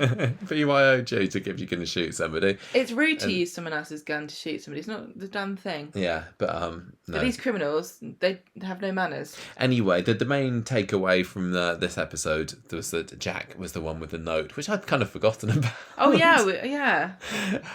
And we should have been looking for clues this week, but I wasn't. I know. But anyway, we Got were thinking last week, was it Jack or was it Debbie who picked up the note? And then it turned out it was Jack. And I'm sure I said last week on the podcast, so if it's not Jack, I'd much rather it was Debbie that knew because of her history of antagonism with Abby and everything. But no, it's Jack. He's got the note in his coat pocket, and we still didn't get to see what this note says because he was flicking it around too much. I really kind of wanted to have the camera panning over and pausing over the note, but this was the note that said, sorry, I'm going to go and kill Abby. So Corey, sorry. So Jack knows. I don't know what this means. Like, is he just going to be wary of her? Is he going to show it to Kevin? Is he going to leave it lying around? Is he going to read it out to everybody on the day of the wedding? I don't know. Is he just thinking, I don't know. I'm not really interested where the note is. I don't care about Kevin and Abby's relationship. Yeah, do you think they are actually going to get married? Because this whole thing with Imran's still got to come out, hasn't it? That's the only reason that it's possibly not going to. No, that they're probably talking about it now because it's plot, dangle. Yeah. Whatever. I think at the end of the day, if they don't get married, that's probably for the best. Yeah, I agree. For the characters. I liked the idea of them together at the start. I know I'm not completely against it. I'm not really feeling it. What the hell does she see in him? I don't know. I know what he sees in her. Yeah. But no, I don't get it. But anyway, Abby, people are mad at Abby, aren't they? People are really mad at Abby, and I think because I like Abby so much. Yeah. Some people really hate Abby. Yeah, I know. I didn't really even think about it. I couldn't believe that anybody could hate Abby, but it's true. I've seen people writing about it and everything. I had no thought about how somebody might interpret what Abby did any differently to the way I did. But obviously, there are people who think Abby's just a massive Tim. Yeah, because she brought a gun onto the street that went and killed somebody. I kind of get it. If Tim did it, I'd be mad. I will say that. Yeah, I give Abby a lot of leeway. Oh, yeah. Well, this is what I said before. You judge other people by their actions and yourself by your intentions, and the same thing is true of characters, on soaps that you want to, she didn't intend for somebody to get shot. Well, she did. She intended for Corey to get shot. Right, then. She was going to blow his brains out. Yeah, she did say that, didn't she? She's such a firebrand. I'm very forgiving about Abby. I'm sorry, everybody who hates Abby because of this. But... That's fine. It's fine.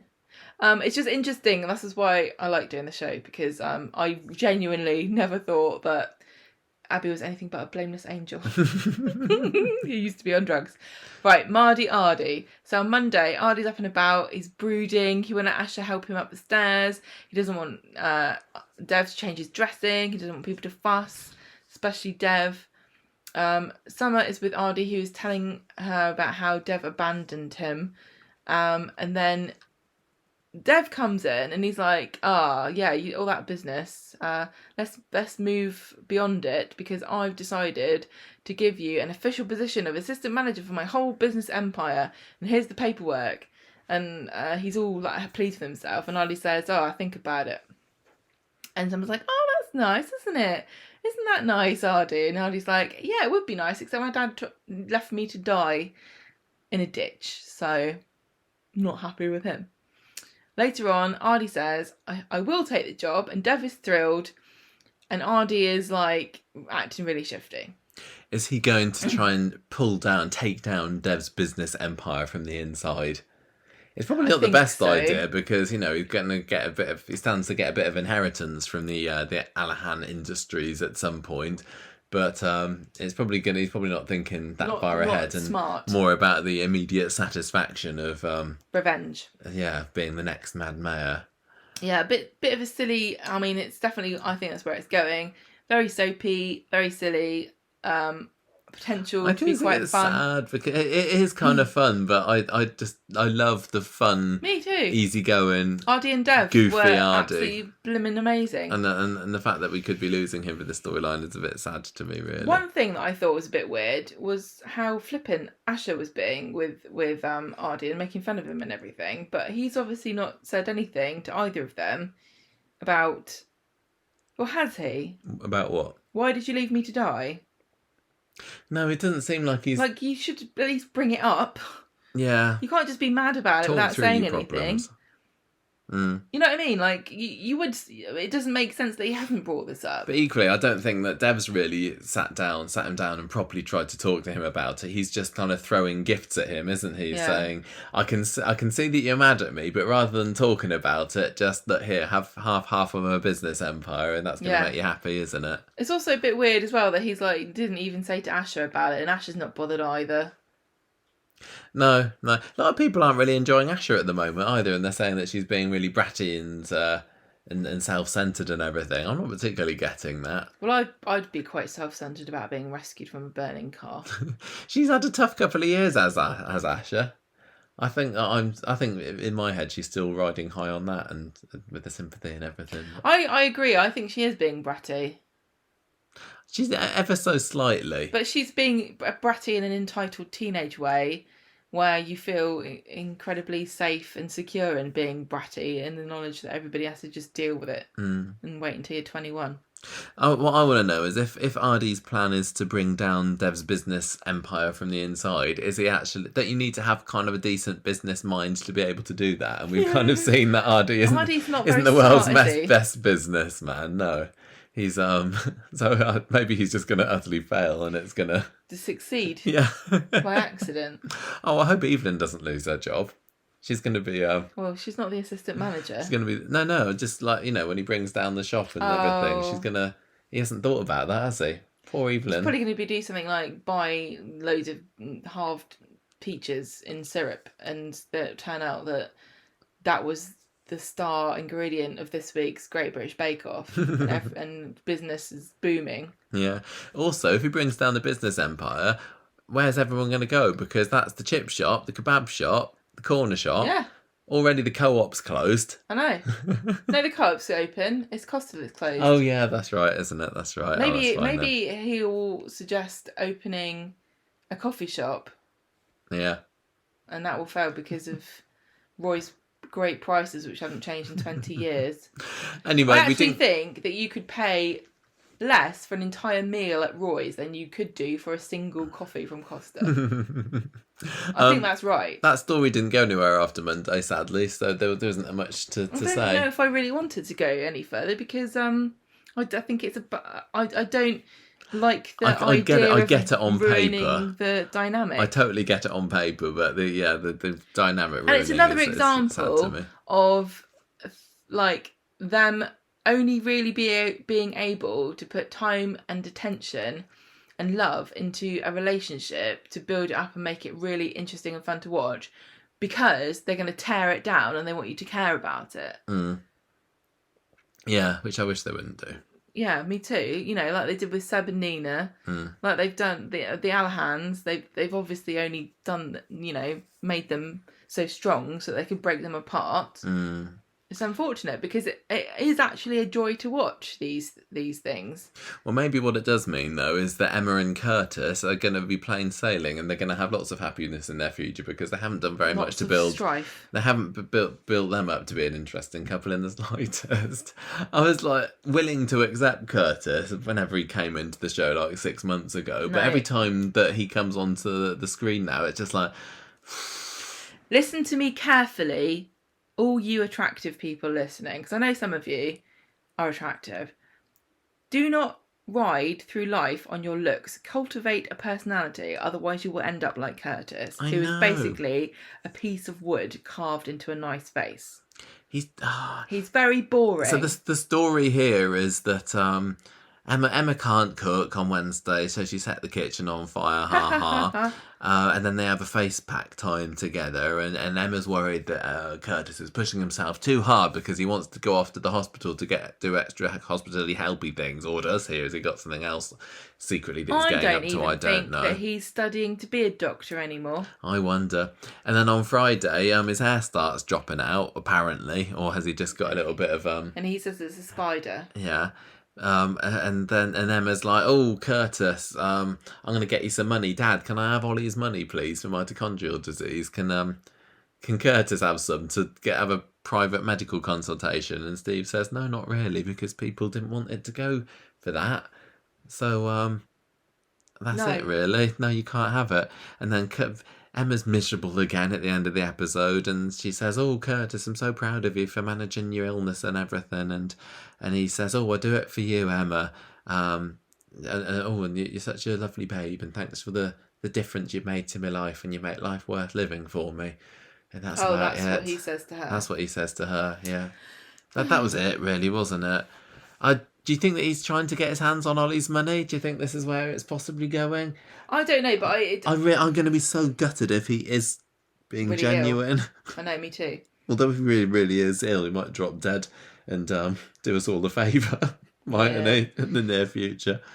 It's just if he is having her on, it's just Jude 2.0, isn't it? Like a really boring, bland, good-looking man who only becomes interesting when it turns out he's secretly a villain and a what's he called, liar. I really hope it comes out next week, and the fact that this story was kind of built up towards the end of this week, which they often do if it's going to be a major story next week, gives me hope that maybe there'll be some kind of revelation by the end of next week's episodes. I don't know. You know, at the beginning of this episode, when they're talking about him swallowing pills. Oh, yeah. Does he bring it up, or does she? I can't remember. Because it seems to me like a lot of this stuff is prompted by him mentioning something or making a big deal about something that he says he doesn't want her to make a big deal out of. Like, he could have hidden the hair and she wouldn't have known, but he was being very obvious about the fact that he had... It really did look like that he wanted her to see that hair, yeah. He wants the sympathy. I honestly, if they haven't written it that he's faking, then they've missed a trick because it perfectly fits everything he's doing. Look, Gemma, the story is going at such a glacial pace at the moment that they probably could have... Tell you what. By the time people started theorising about this a couple of months ago, they had the chance to write it in there that that's where it was going to go. The only thing he's in danger of dying of at the moment is old age. What the story goes anywhere. Emma's another one. Like I was saying with Jenny earlier, like the fact that she's not surrounded by the most exciting of characters makes the character of Jenny less interesting to me. And it's the same with Emma. She's just hanging around with... If he's really a liar. And what was the word that she didn't know the meaning of? I forgot. Omniscient. That's it? Right. See, she's the perfect mark, isn't she? The perfect mark. Why? You know, for a because she's very simple and she's very open and loving, isn't she? There's a risk that they're kirkifying her, I tell you. She didn't used to be that thick. Because she thought omniscient was a sort of deodorant. Yeah, something like that. Don't know about that, but she's certainly the sort of person who you could tell her that you're a doctor and say a bunch of medical stuff that you learned off Scrubs, and she would be like, wow. wonder what her reaction would be to finding out that he was really faking it. Which Crying. she wouldn't understand. Just crying. But I reckon he might be able to convince her and talk her around. And like, can you keep up the secret for me, Emma? Oh my God. I never even considered that. Yeah. Could The end game of this is just going to be Emma cries again and everyone feels sorry for her. Yeah. And then we all go, isn't she great? We love Emma. We'll see. But some of us Maybe will next go, week. do you know what? I'm sick and tired of Emma crying all the time. Anyway, that wasn't the only story where nothing really happened this week. We also had the Zidane story, didn't we? Where basically it's just a lot more of Hashim being a bit shady in the alley opposite Speed Dial, saying, "Here's some more money. Can you launder it through the tills, please?" And then we see Zidane putting the money in the tills, going, "Oh, this is starting to look a bit suspicious, really. Can I not do this?" See how Thanks. this is going to work. I understand the basic principle of how you launder money through a business, like Speed Dial, where you say, "Well, we had 10 customers today, and I got £100 in cash," when there weren't any customers. That makes sense to me. But then, once you get it through the books, well, how do you pay tax? You've got to pay tax on it, so you're not going to get 100% of your money back. And how is he going to get that money to Hashim? I don't think Hashim has thought of any of this himself. He's been very gung-ho about this. He's like, "Oh, it's Zidane, it's your problem. You got to do this for me because I said so." It's like, well, yeah, but there are practicalities to this that you are not addressing that is going to mean the whole thing is doomed to failure, because it's hard enough to do it when the person's completely on board. I'm sure Hashim knows what he's doing. He Really? looks like he's done it before. He doesn't seem to know what he's doing. You can't get 100% of the money out of a money laundering scheme. No, I'm guessing he knows He doesn't seem to, and he also doesn't seem to realise that it's ludicrous to have 50 grand in profit from a backstreet Pakistani street food restaurant, even if it does have a blimmin' burger van or whatever. And amazing lassies. Come far and wide. I tell you what they need to do is open a bar in there, because that's going to explain where the money's coming from, and start selling modern art on the side. Yeah. Because that's another more money laundering stream. How about selling an NFT of Speed Dial?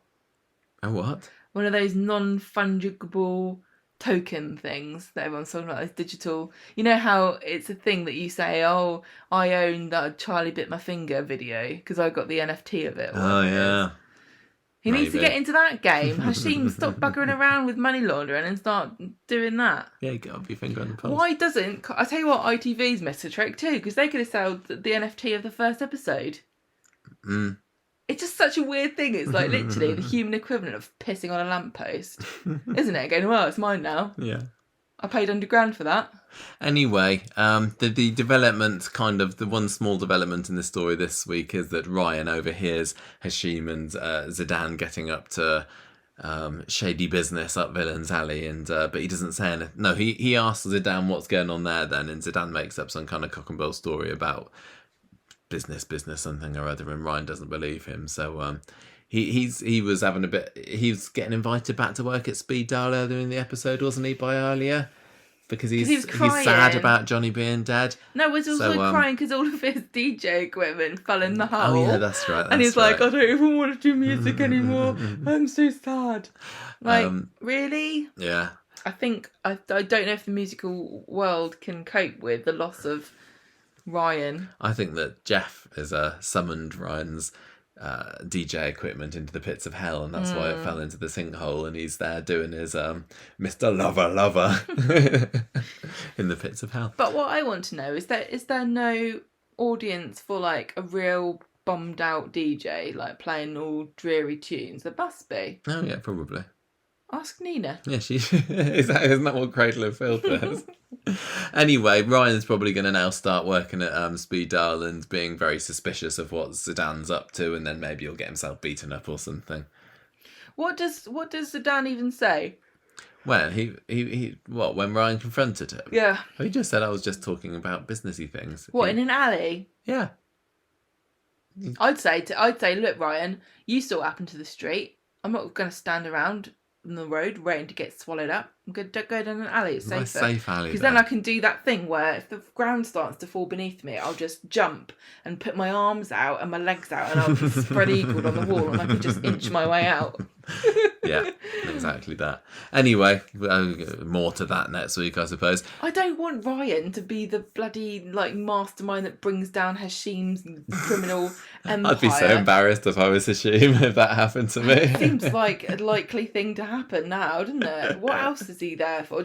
I tell you, a DJ gig business is a good way to launder money. Yeah. How do they make money? The tax man at the end go, Ryan, so you've been a DJ for a year. How do you get paid? Well, They give the me venue. The venue gives me £100 an hour. Is that okay? Yeah, sounds good to me. Well, maybe Hashim will move on to Ryan next. It's £100 an hour or £1,000 to stop. Right, I think we're done. I thought it was okay this week. It was the It was the inevitable crash after a big. yeah, but some people love this. There was some really yeah. nice character moments. I mean, I think Sam is got to be my character of the week this week. I think he was the one that I was watching it for, the one that I wanted to see how he was going to react, and the one who did a very, very good job with everything that he was given. What a cracking young talent we have there at Coronation Street. So he is yeah. We're all part of the Corrie family. Anything that happens is is it? Especially the good all things. the bad things is they. Yeah. So he's my character of the week. You're like one of these football fans that thinks that they scored the goal. I'm giving this week's Coronation Street 3 Devon pasties. Oh damn! I was going to pick that. Out of 5. Well, you have to pick something. Scientifically Did I say proven. 3 or did I say 3.5? 3.5. 3.5 Devon pasties because I've eaten half of one out of 5. We had a nice pasty, didn't we? We did have a nice pasty. What are you giving it? You got Sam as character of the week? Yeah, Sam was pretty good, wasn't he? Bless his Pretty little cotton good. socks. And I mean, I know I was complaining about Natasha not dying last week, but obviously they needed room to do the story properly. I don't know that they could have given... But I still think that there would have been time to have done some of this. Maybe. I think they just wanted the poignant last scene with Natasha and Sam where she was stroking his hair and saying she loved him and stuff. That was very, very sweet. What, you scoring it? Oh, I'm going to score this. I'm going to score it 3.5 Gandhi's nostril hair. Half a nostril hair. What was that There you a go. Is there reference such to a even? thing? I can't remember. I'm sure it was something with Tez and Avi, wasn't it? Yeah. It was ringing a bell, but I don't know what. Anyway, somebody can tell us. Okay, well, there we go. I'm interested to see what other people thought of this. I'd like to see some kind of graph that is made comparing people's scores of last week to this week. And if they scored last week really, really high, did they skew lower this week and vice versa? Yeah, I thought there were some really powerful scenes. There was some really good stuff, mopping up the emotional debris of last week, but it wasn't as exciting because nobody fell in a hole. Yeah, the stew in a bag stuff was okay, but I feel like it needs to be tied up now. Ardy was okay, but it was only in it a little bit. Jenny was being sad was okay, but they do like Jenny to reach for the bottle as a response to all the dramas in her life. It was okay. It was an okay week. And that's it.